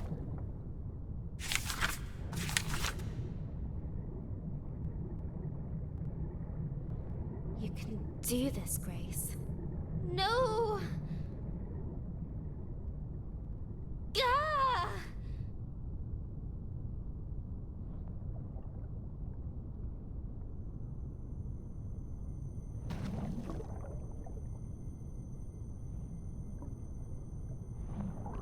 She found herself amidst a great coral bed, shimmering with color and life. Wow! This is beautiful. No! Focus! I have to find the dragon. No matter what.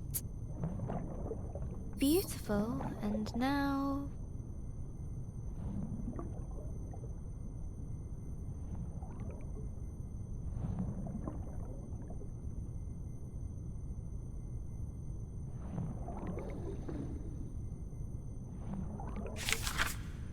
broken. It grows back, right?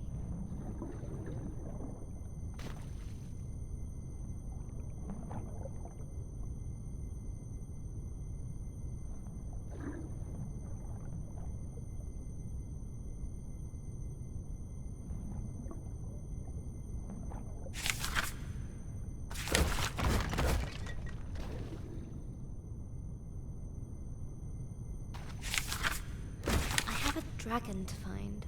I have to focus on that. No matter what. She spoke those words. But deep in her heart, a seed of chilling doubt took root. The color gave way to darkness, endless and all-consuming. It's cold here, robbed of sight. The pressure of the deep water on her chest. Her thoughts had only one way to go. Inwards. What am I doing? I let Lump sacrifice herself for me. And for what? I don't even know where the dragon is. Or where I am. I'm falling. I'm failing. Elderava. The village. Lump. All of them. Huh? What?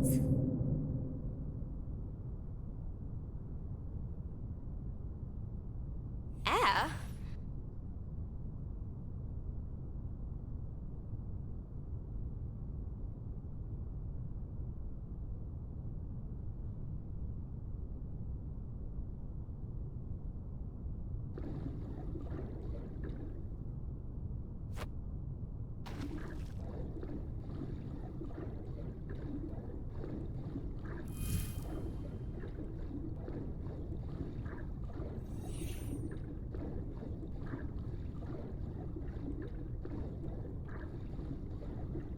How?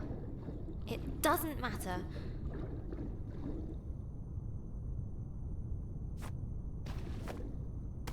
I need to find the dragon.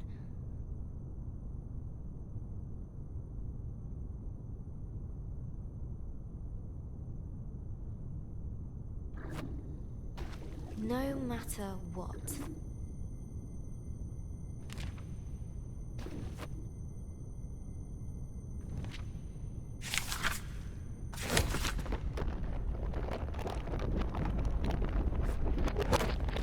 A cold determination gripped her, numbing all other thoughts. I can't end the story here. A cold determination gripped her, numbing all other thoughts. Press forward.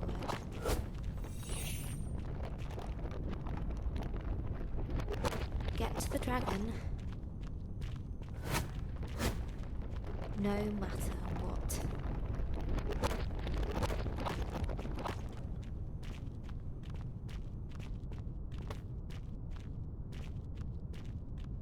There was just the way forward, barred by an indestructible metal door. No! I need to find the dragon. Grace could no longer ignore the seed of doubt.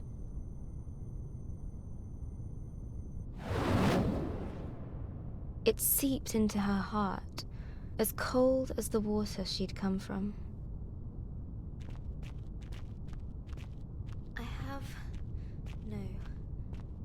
I need to find it. the dragon. No matter what. No matter what. The Seekin seemed friendly. Hey, have you seen the dragon? Wait.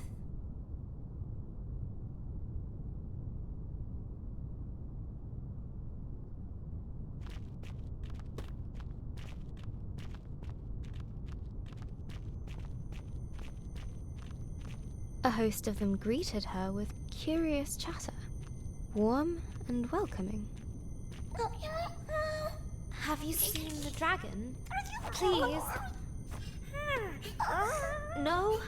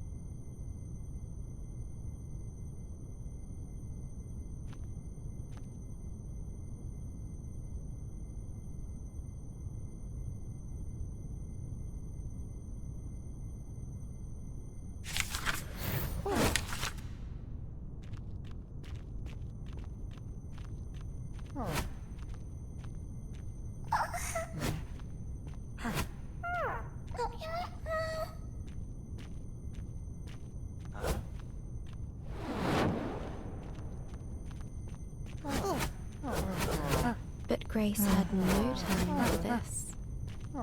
Let me through! I need to find the dragon, no matter what. The words felt hollow and meaningless.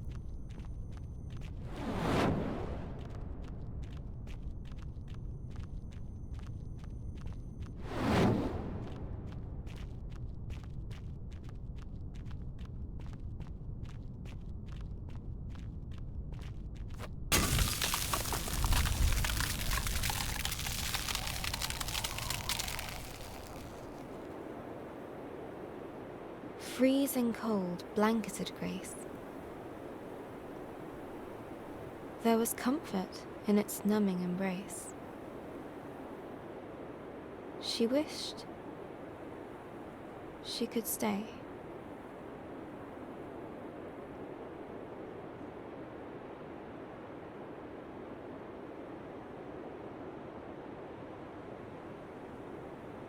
What's happening?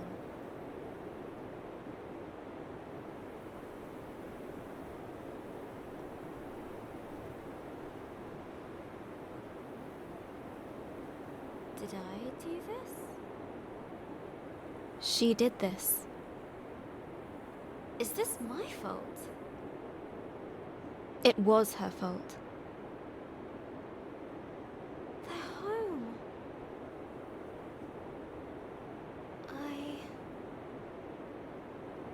I destroyed it.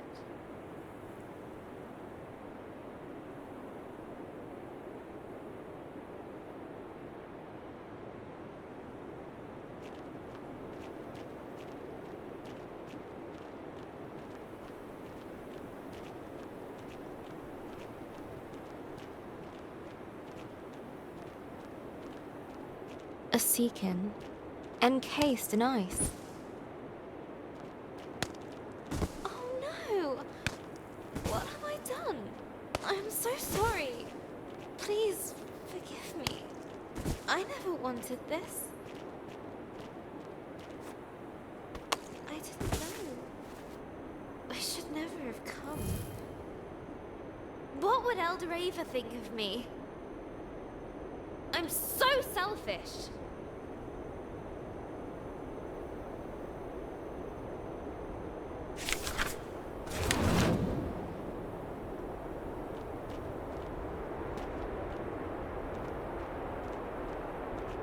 Guilt dogged her every step.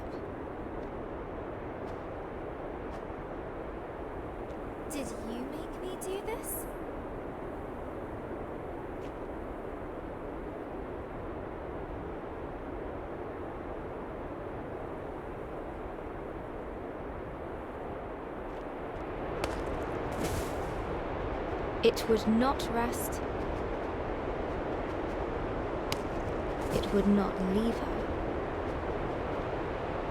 It would not cease. Leave me alone!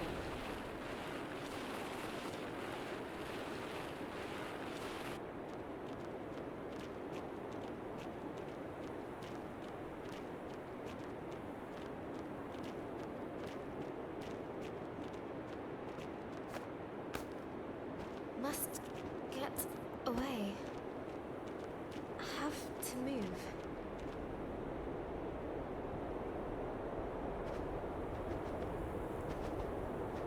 Need to escape.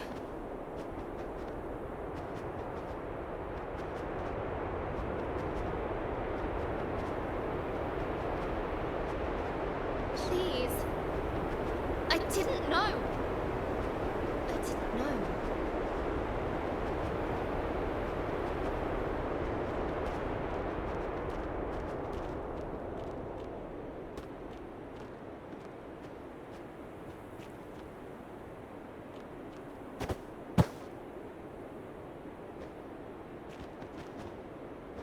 The creature looked at her as if it could see into her very soul.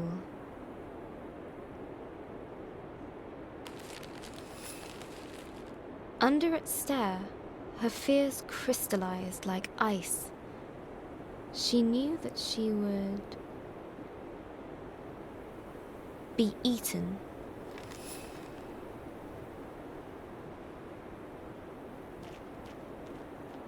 You'll consume me until there's nothing left. I can't let that happen. Would Grace embrace her guilt or run from it?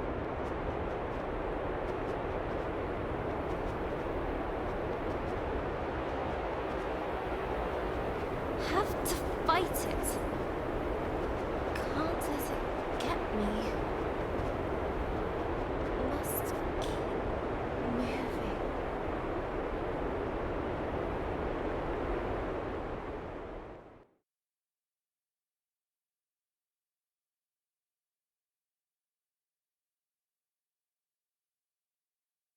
Hello, journal.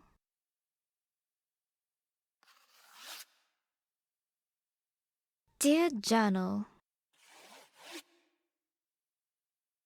Hi, Journal.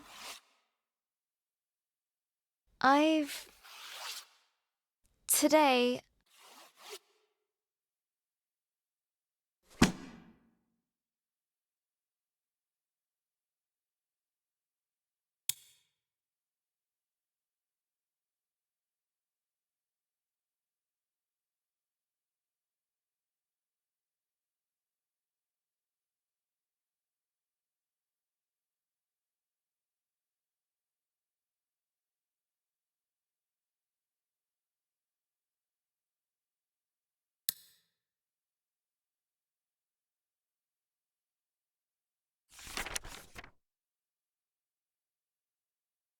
Hello, stranger. I've been thinking a lot about... My dream is to become a writer. Yeah, right.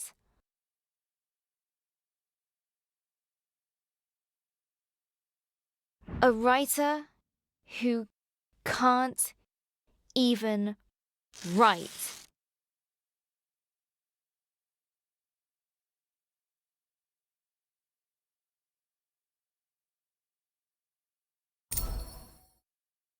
Okay. Find something simple to start with. What did I do today? Today I got up.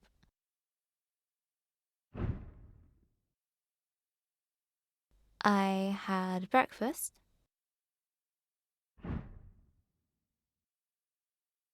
I tried watching the telly. That's it. I'm going back to bed. Hi, journal. Another day. Each time I wake up, for the tiniest of moments. It isn't true. But then it all comes rushing back. It is true.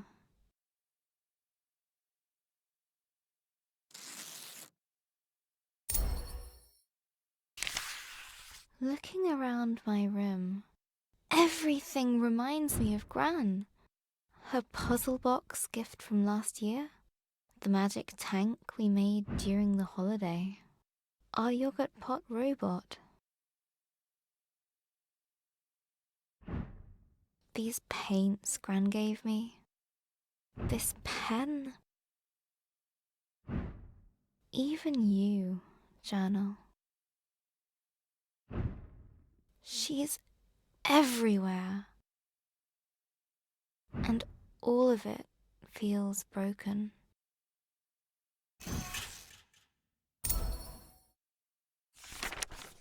Today is Ben's birthday. Dad baked a cake. Mum insisted that I come down and have some.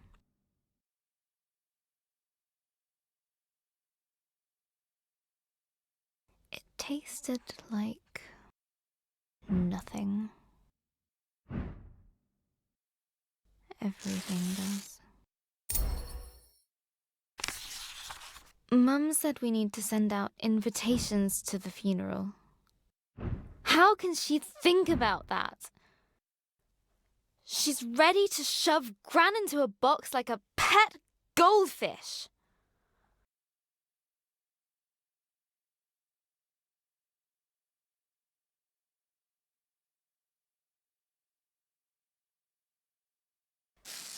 Then I stormed off into my room.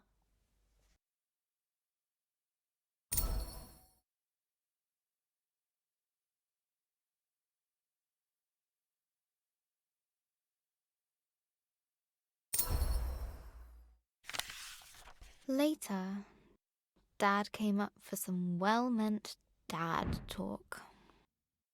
I know you're sad, but it will get better.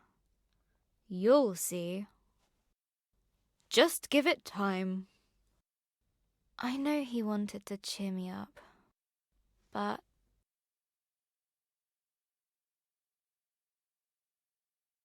he's wrong.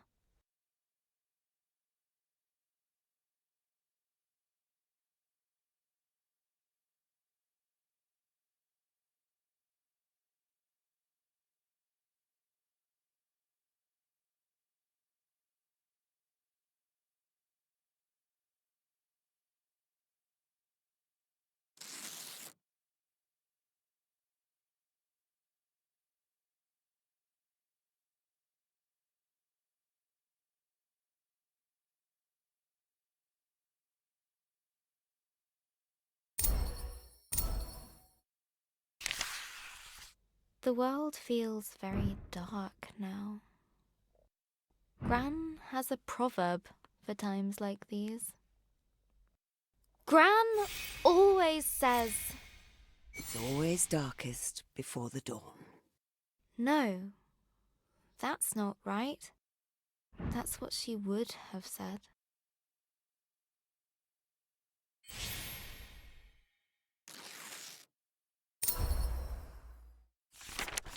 I keep thinking about all the things Gran won't get to see.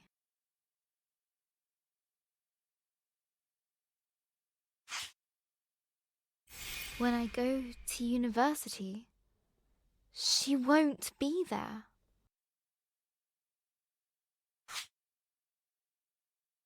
When I get my first job, she won't be there.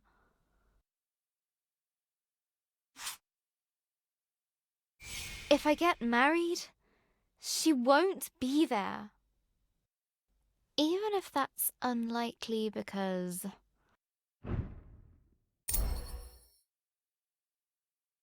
boys. I prefer cats. Missing Gran already feels so bad. But how could I want that feeling to go away? How could I be fine with Gran being gone? I'm going to have to feel like this forever.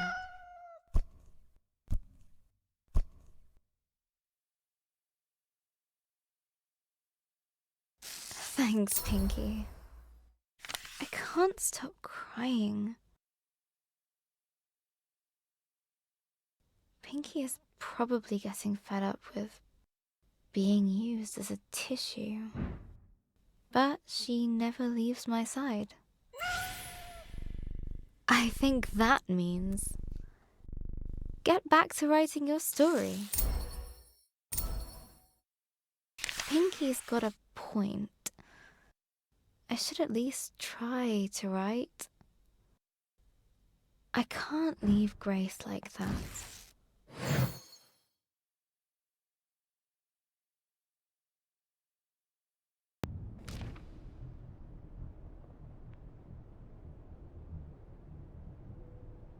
My head.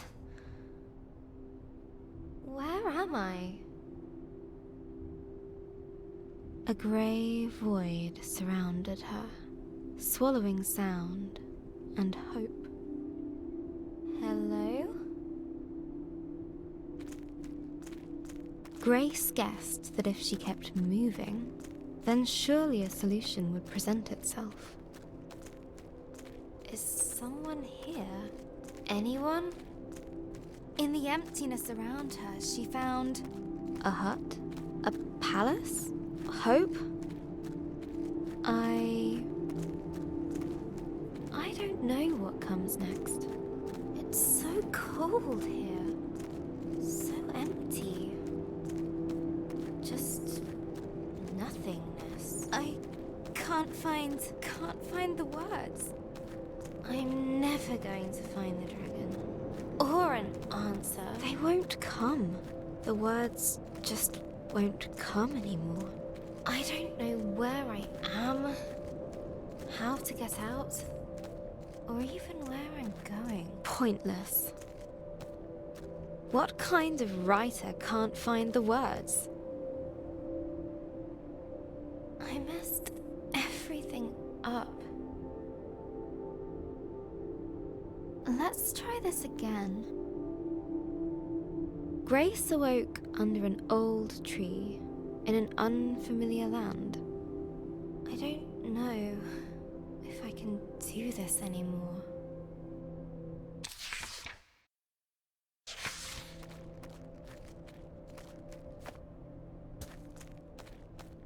She walked boldly ahead, a spring in her step. I'm so tired. Grace knew she just had to keep going. What's the point? Put one foot in front of the other. I've failed. It's over. Whilst she still had breath left in her body, there was still hope. This is all my fault. I should just stop.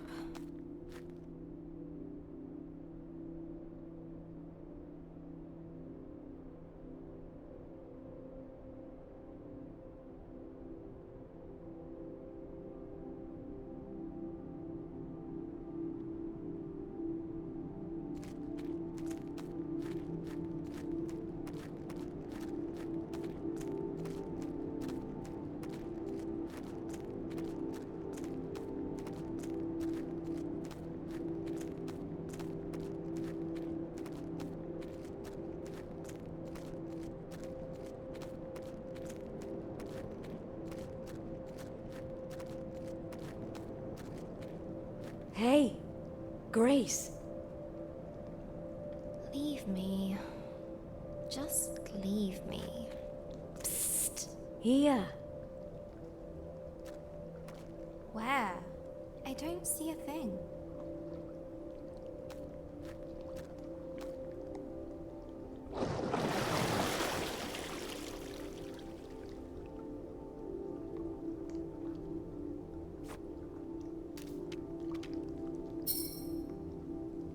I'm right here. Always was, always will be. I don't understand. And I don't care. You don't? No. Just leave. I'm meant to be alone. Forever alone and useless. You know I'm right below you. I'm not good company right now. You don't need to be.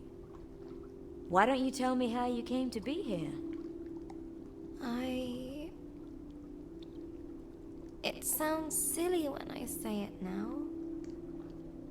I lost a dragon. And now...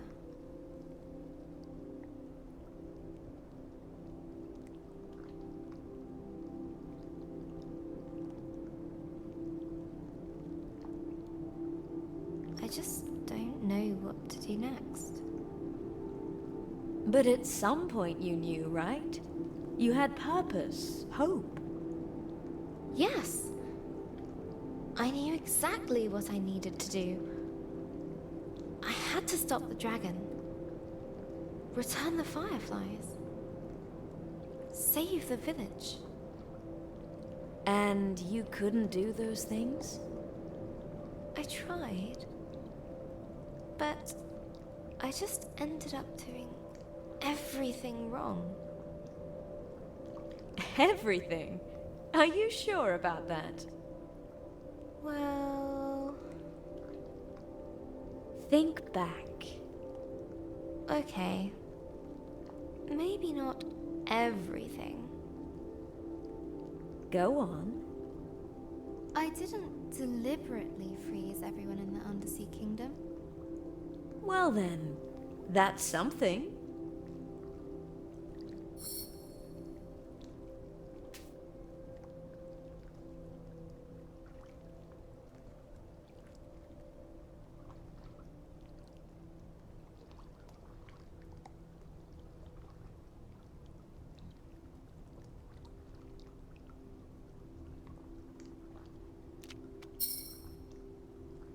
I like listening to you. Would you continue? You do? Oh. Well, okay. It's just...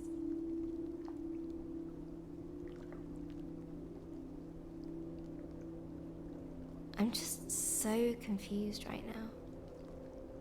What were you trying to do before you got here? I was trying to find a dragon. It destroyed everything I loved. I need to know why it did this. There must be a reason. There must be an answer. But I just don't know what I'm doing anymore.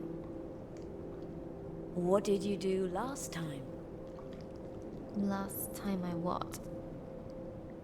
Found a dragon. What? I've never found one before.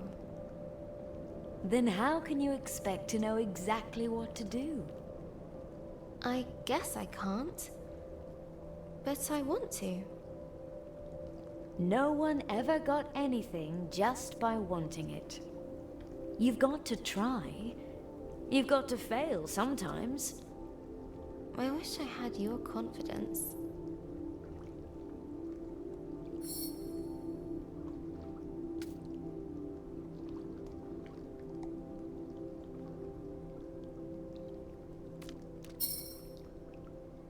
There's something I want to ask you. Go on. It's difficult. I'll wait.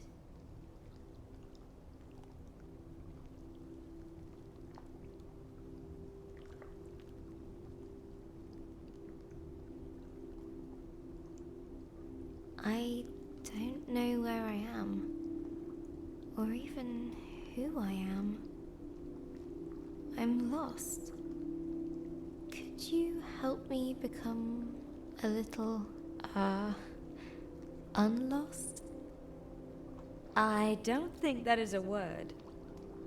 That's not entirely helpful. You seem to think that it's wrong to be lost. Well, isn't it?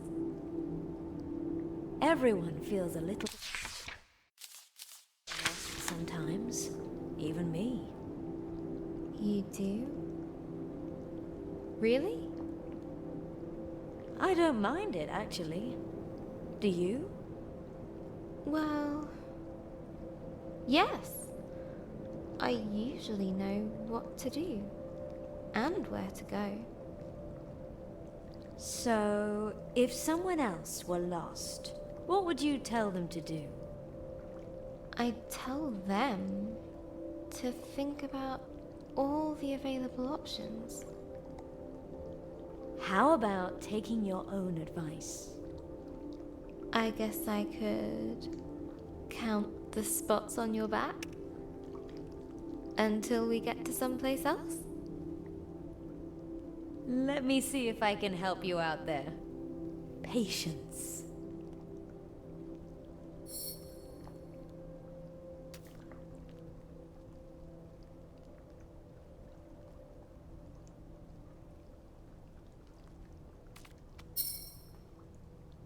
I want to know one more thing. You sound a lot better. I do? I guess I feel better.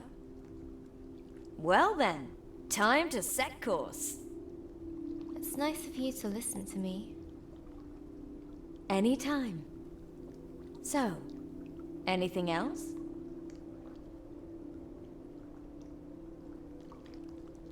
I don't have the strength to go on. That's okay. It's not. People are relying on me. But you're still human. You still tire. We all do. I guess I hoped it wouldn't take this long. I'm tired.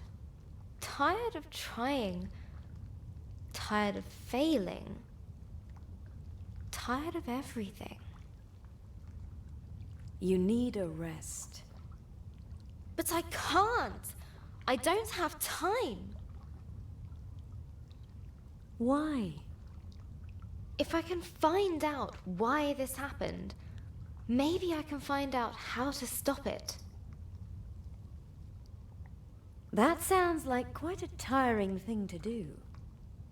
Well, yes.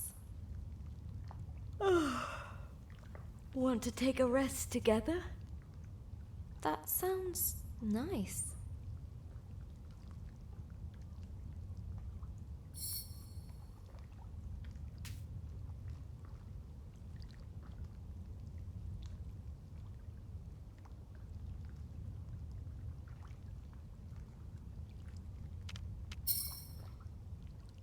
This is where I leave. But You're not alone. You are loved. Be kind to yourself.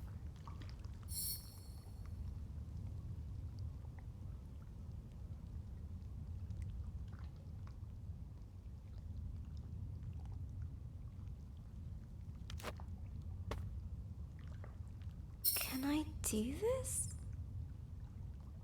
Yes. Be your own light in the darkness.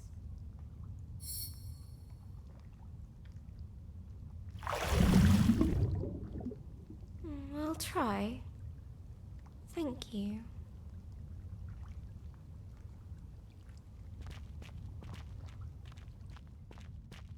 Here we go. Again.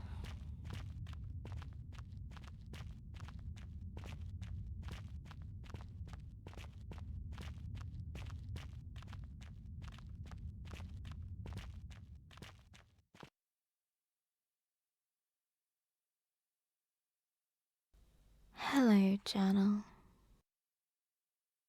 The funeral was today. Mum and Dad dressed all in black. They even bought a black romper for Ben. I didn't want to wear black.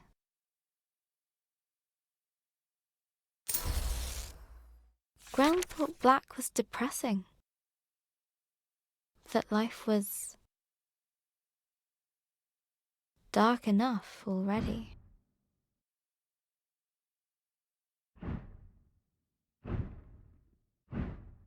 Gran always used to say,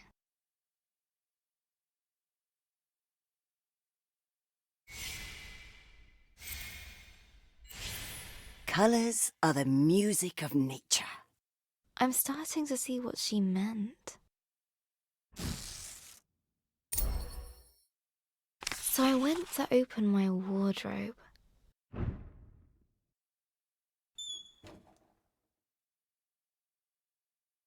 There it was.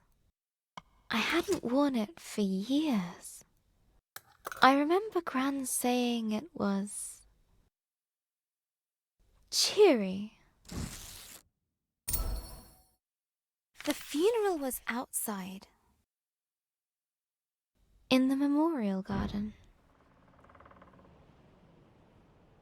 The sun was shining. The birds were singing. It was like they didn't know.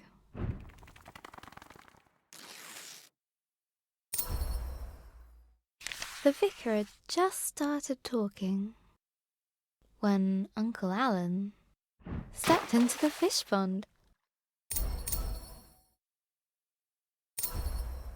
I couldn't help but imagine Gran caring more about the fish than Uncle Alan. The picture stuck in my head. Gran running to the drenched Uncle Alan, grumbling at him for frightening the fish. It was too much. The laughter bubbled up inside me. Dad tried to look annoyed.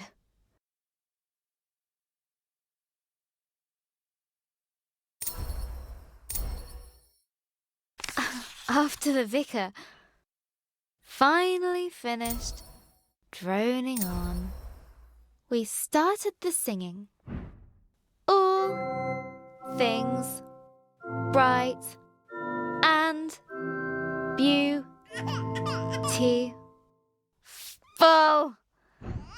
Ben started wailing. No, howling. Dad took him out. Well played, Ben. Laughing felt much better than crying. The wake was at our place. There were so many people. I didn't know most of them. Everyone said how sorry they were. How Gran was. Such a wonderful lady. I wish she could have heard them.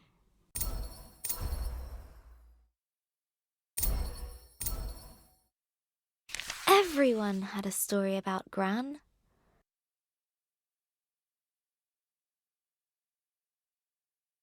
Like the time she hit a bully with her pencil box?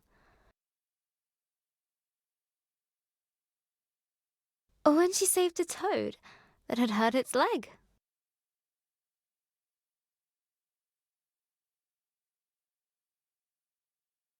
Or how she decorated Mum's room like an underwater kingdom, so she could feel like a mermaid.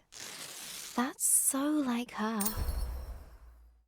One old lady told me how they used to bunk off work and go to the Glastonbury Music Festival.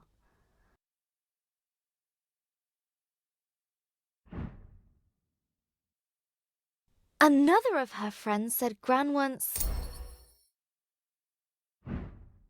got arrested while protesting whaling.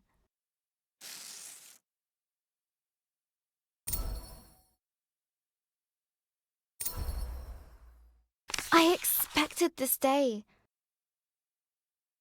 to be terrible, Journal. And it was.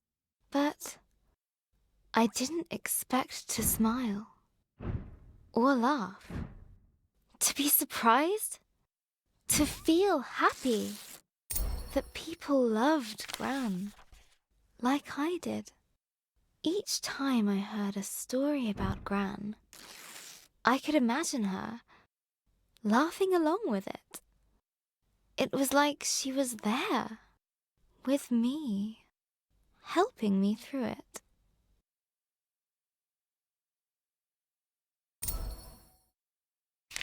I still feel in Peace's journal.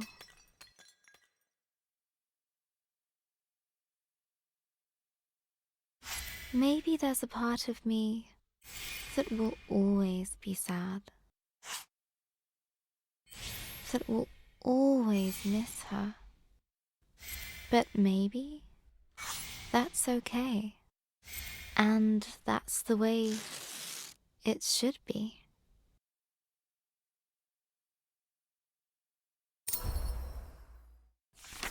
I don't know what happens after we die, but I think I know where we go. Into all the people who have ever cared about us. We make a sort of place for them in our hearts.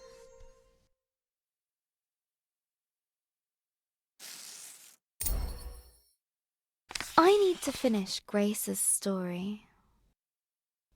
Gran would want me to. I want me to. I think I know what to do now. Let's summarize.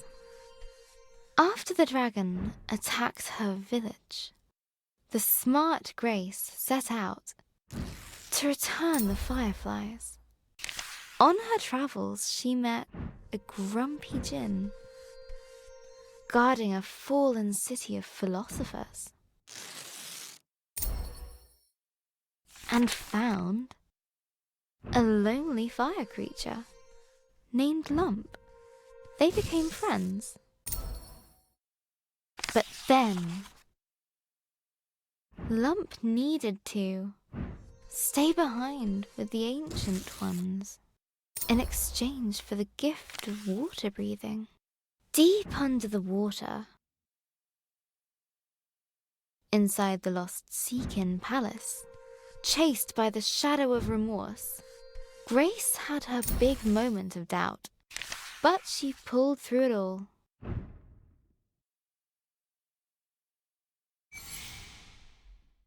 And now she is ready.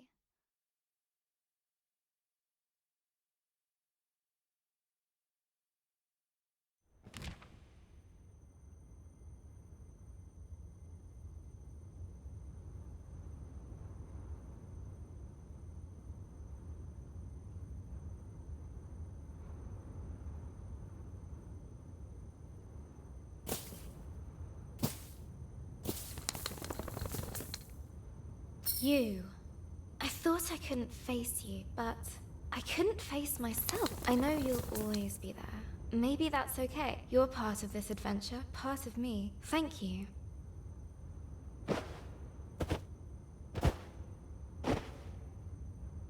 Now,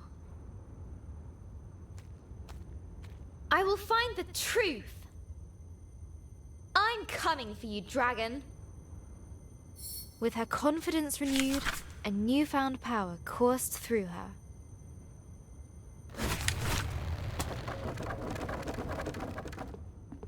I feel like I can do anything.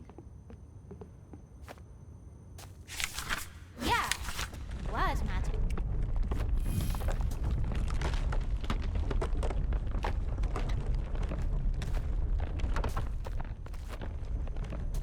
Light as a feather.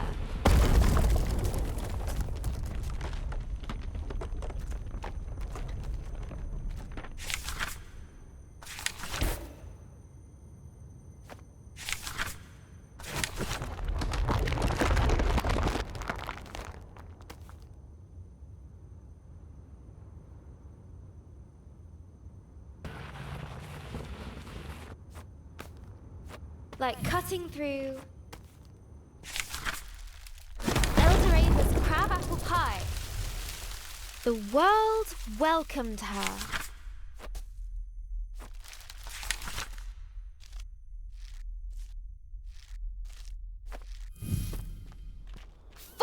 ahead. She felt that she could touch the sky. She felt that she could touch the sky.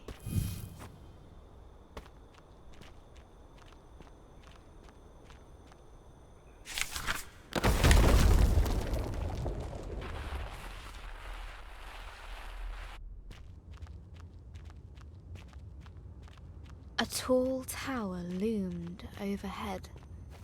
Many moons had shone above since first it was built. Another obstacle? Ha!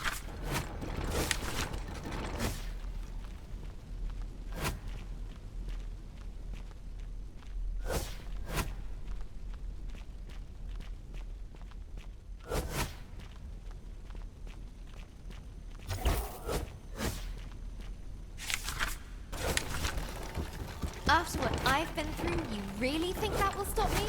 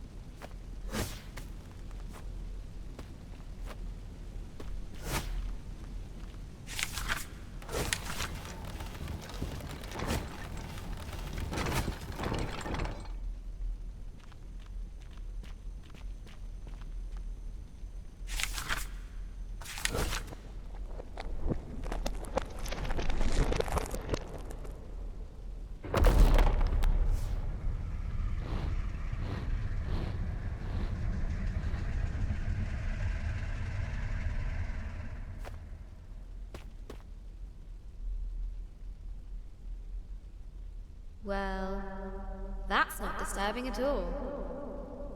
Grace's voice echoed over the age-old crumbling stones. A lone figure stood, unbowed, defiant. It drew her to it. Her foe rose before her. No breath in its body, but no less terrifying.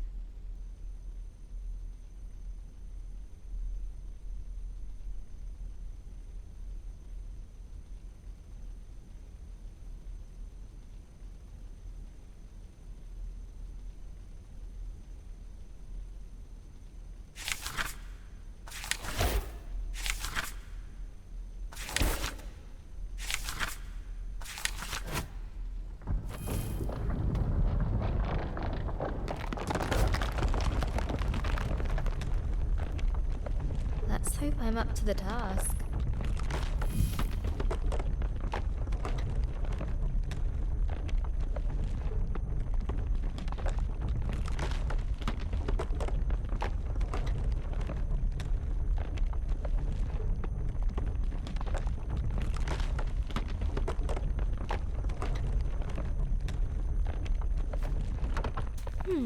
What now?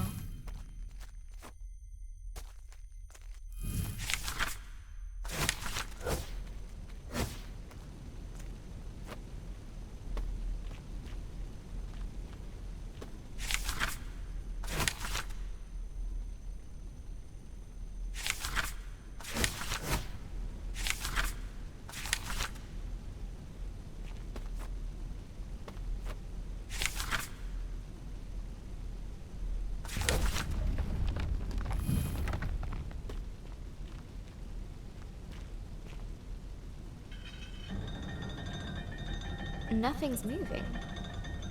Must be more to do.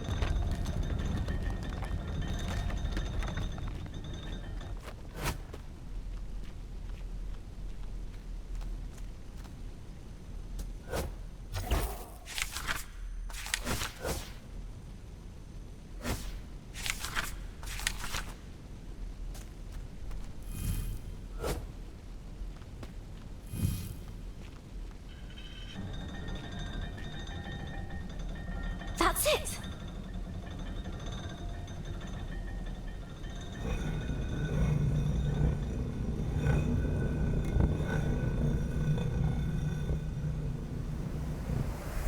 A gust of fresh air rewarded Grace's efforts.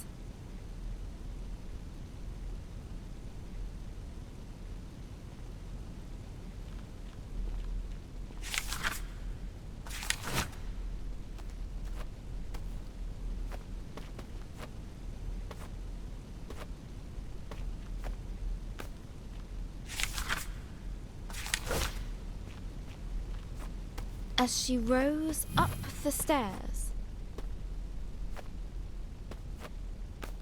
Grace knew the tower's purpose: to watch over a long forgotten land should ancient evil stir. No statue this time, but bone and scale and claw. In its fire-wreathed home, waiting. There you are! And here I come! Maybe this wasn't such a good idea. It was a great idea! Woo! Ha ha!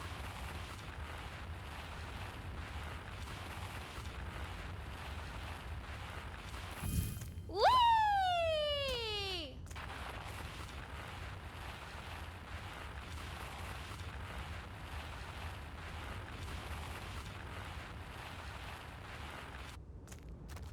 Round 2. Yeah! The world darkened around Grace. She had reached the Dragon's Mountain.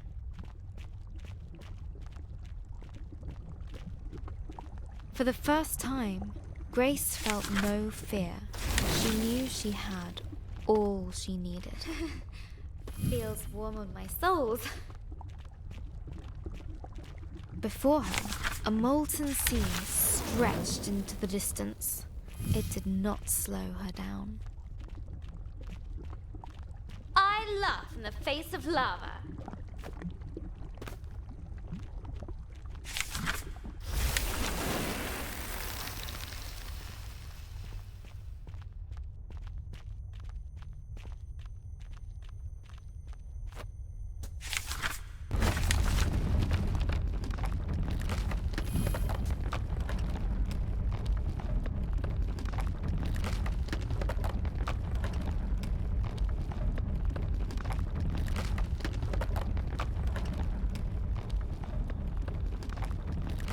Suddenly, Grace no longer felt the heat. In its stead, a cold dread crept up her spine.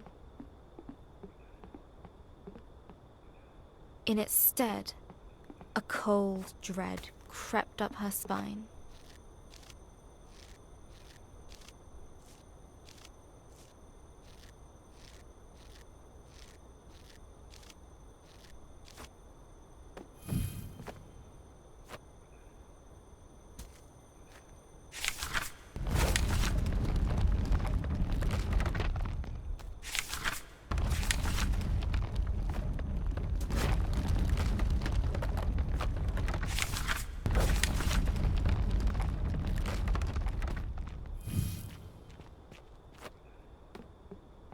This looks like my village.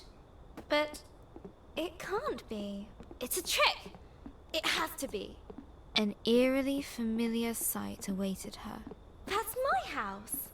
How? Eldoreva!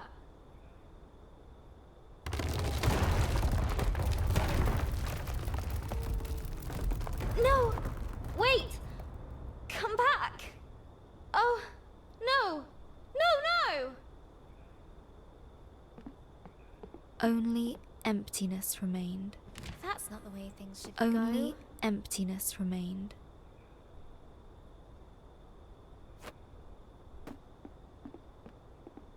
Her thoughts raced ahead of her. This can't be real. A trick. I can't let it be real.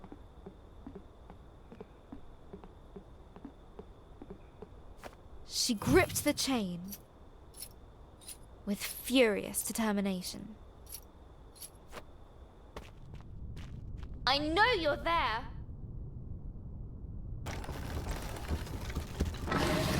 Roar all you like. It won't stop me.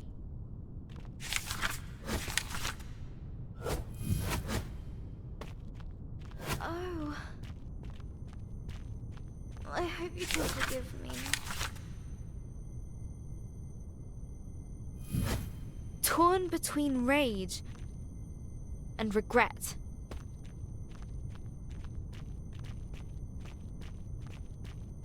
Grace pushed ever upwards.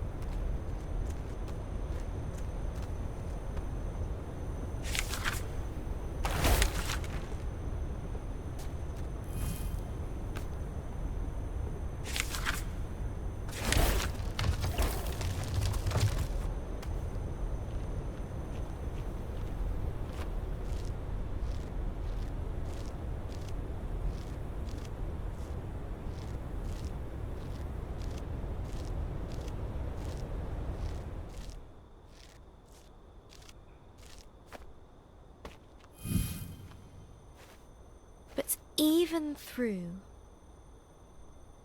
adversity within and without, her determination shone bright. She had grown.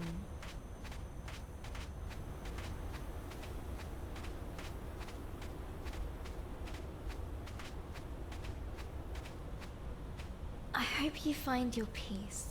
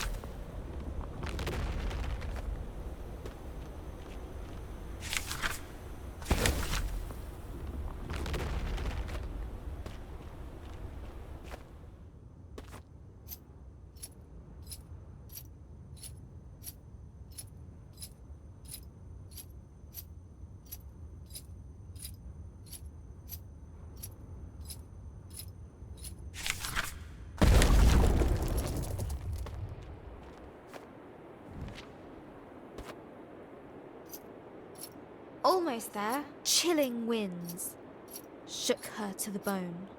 Still she climbed.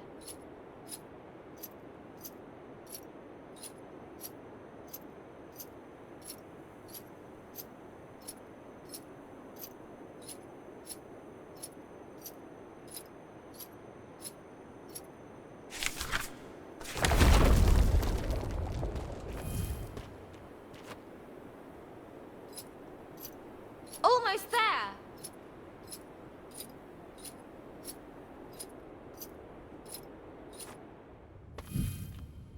Let me through, and let's finish this!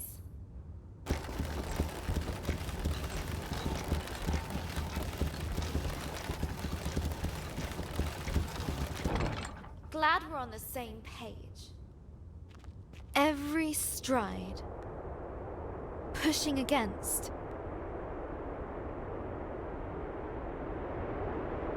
Storm. And snow.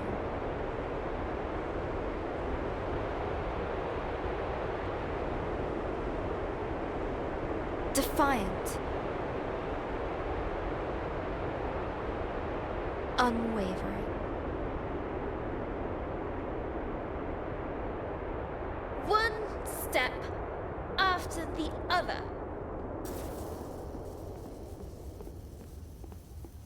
That's Bo. That's where I last saw...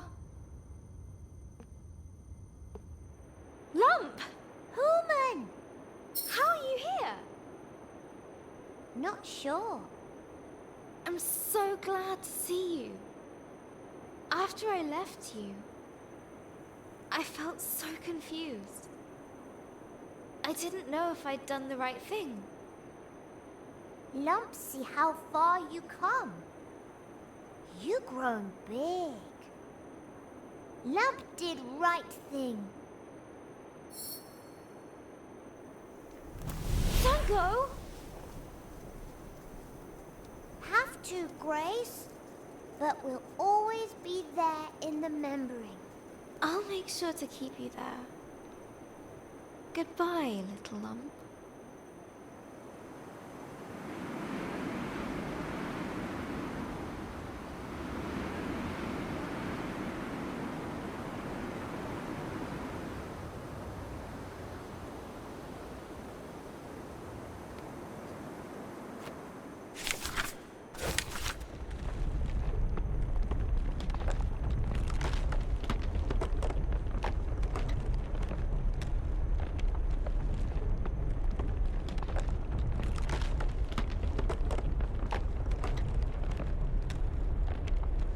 Hello, dragon.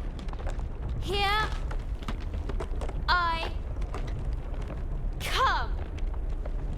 Finally. Grace readied herself for a confrontation.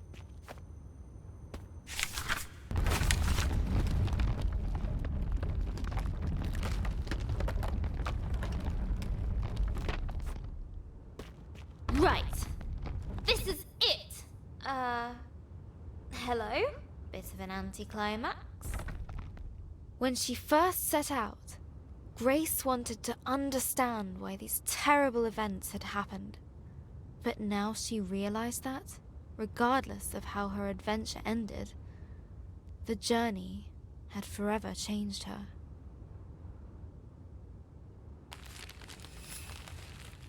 Standing there, she felt calm. A wonderful sense of serenity washed over her. She was at peace with her choices. She no longer feared the darkness. Show yourself! I am here to do what must be done.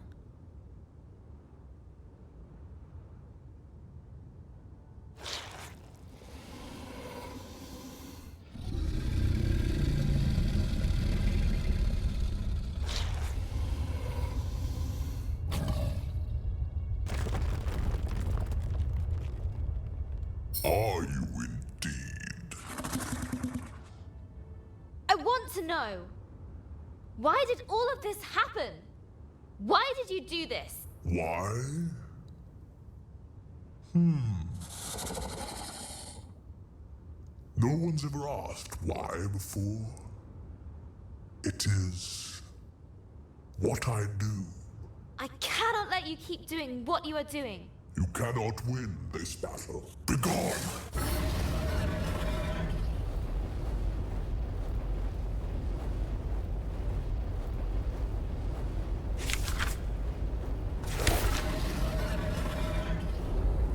You can't just make me disappear. I am the Unmaker, the Ender of worlds. Not this one. All things must come to an end. Your friends, your family, you. Not if I can help it. In time, even dragons fade. Ponder this.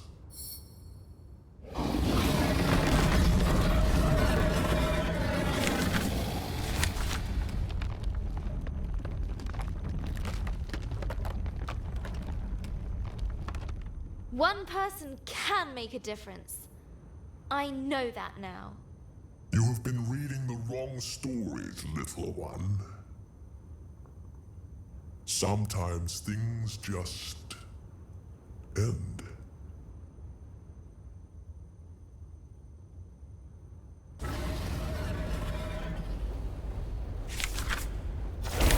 If you want to end this world, you're going to have to go through me. Yes. That's what I've been trying to do.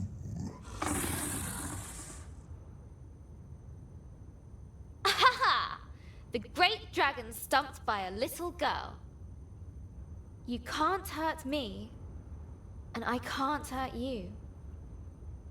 And what is your solution, little one? I'm not sure. Maybe just talk it out? Very well. You may ask me one question. Make this one count, Grace.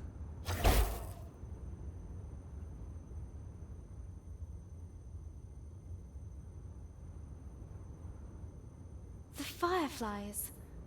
What are they really? Where does their power come from? At first, I thought they could be destroyed along with the rest of your world. But they couldn't. No. They are ancient energies. As am I. We are part of the same cycle. So the Fireflies are the key to stopping you. There is no stopping until I am done. Then I can rest. Then I can dream. Until it begins again. You have had your one question. I have work to do.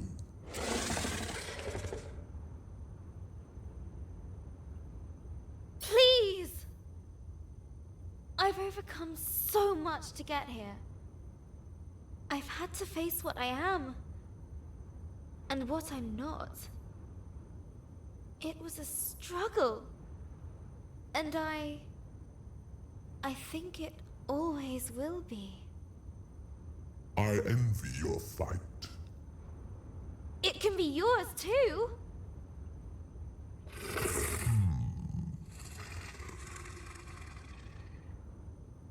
You can change things. No!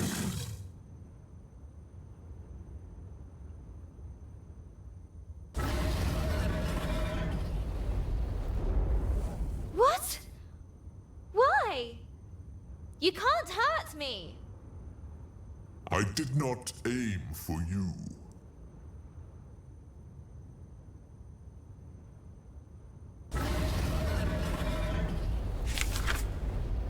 Some things are not to be changed, not to be stopped. Can't. You can.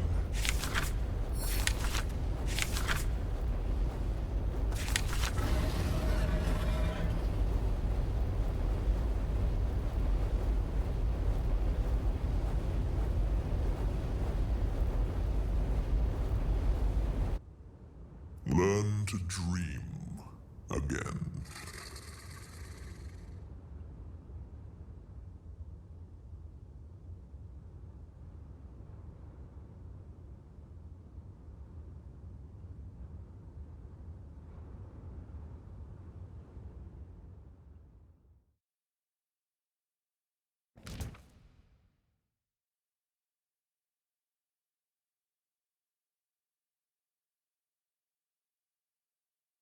What? What happened?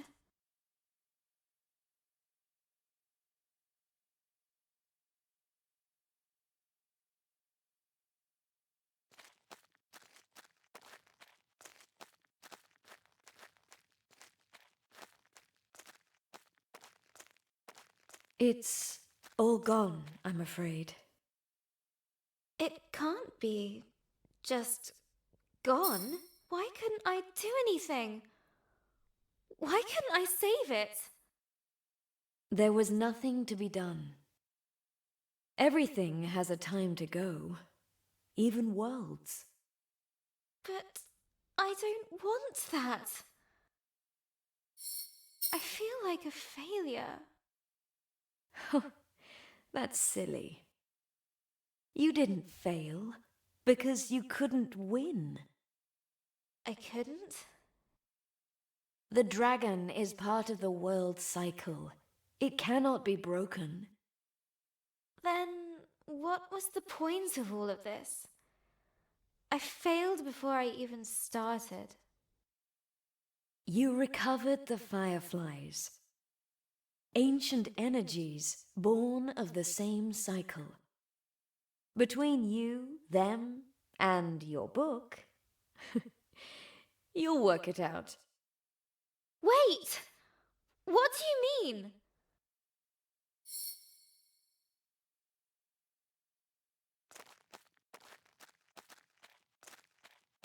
Come back! Please come back.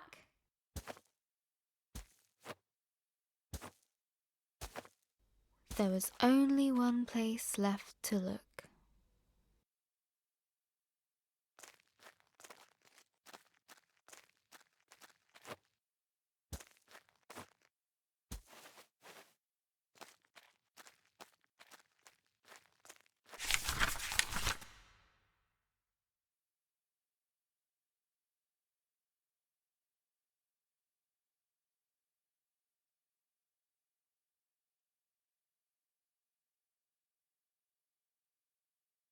Astoria was gone, but the fireflies still remained, waiting for a new beginning. You're rebuilding the world, aren't you? And you're starting with my memories.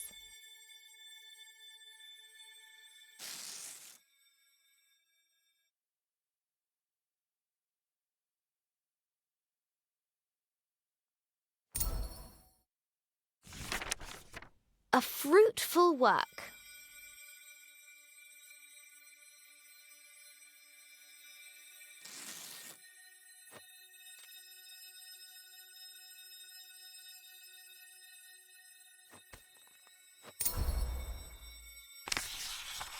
A remembrance of home.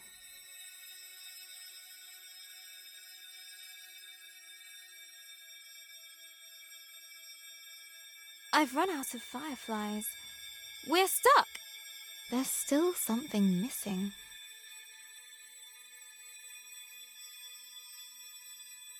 Hey, you're still here, Firefly. Can you help?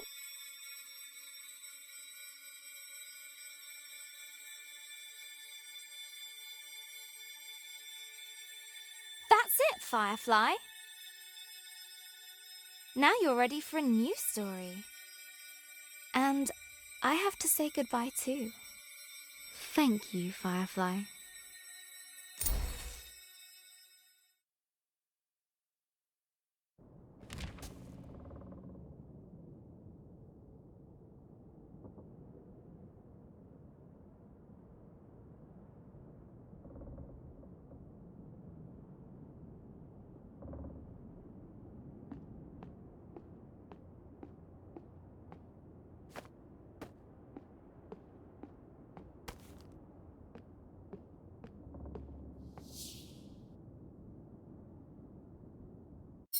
I never thought I'd see you again.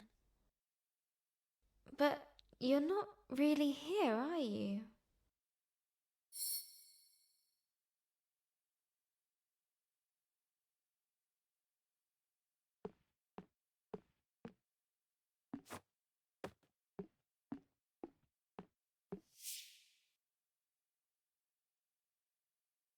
You didn't make it. You knew, didn't you, that you wouldn't?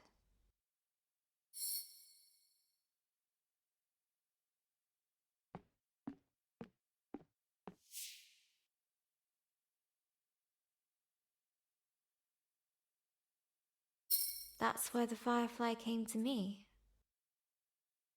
They knew too. So, these are my memories of you.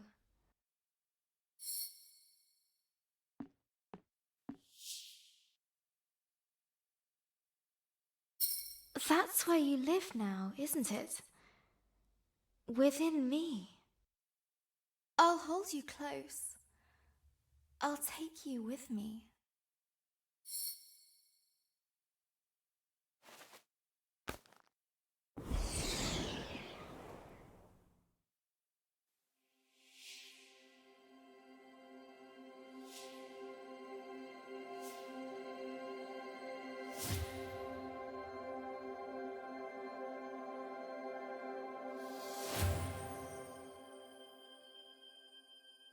Always.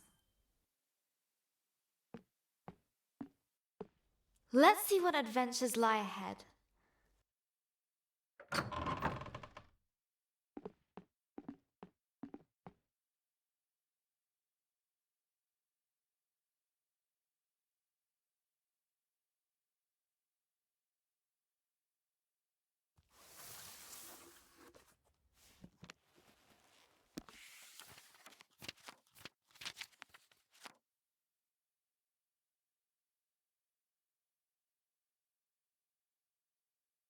Hello, journal.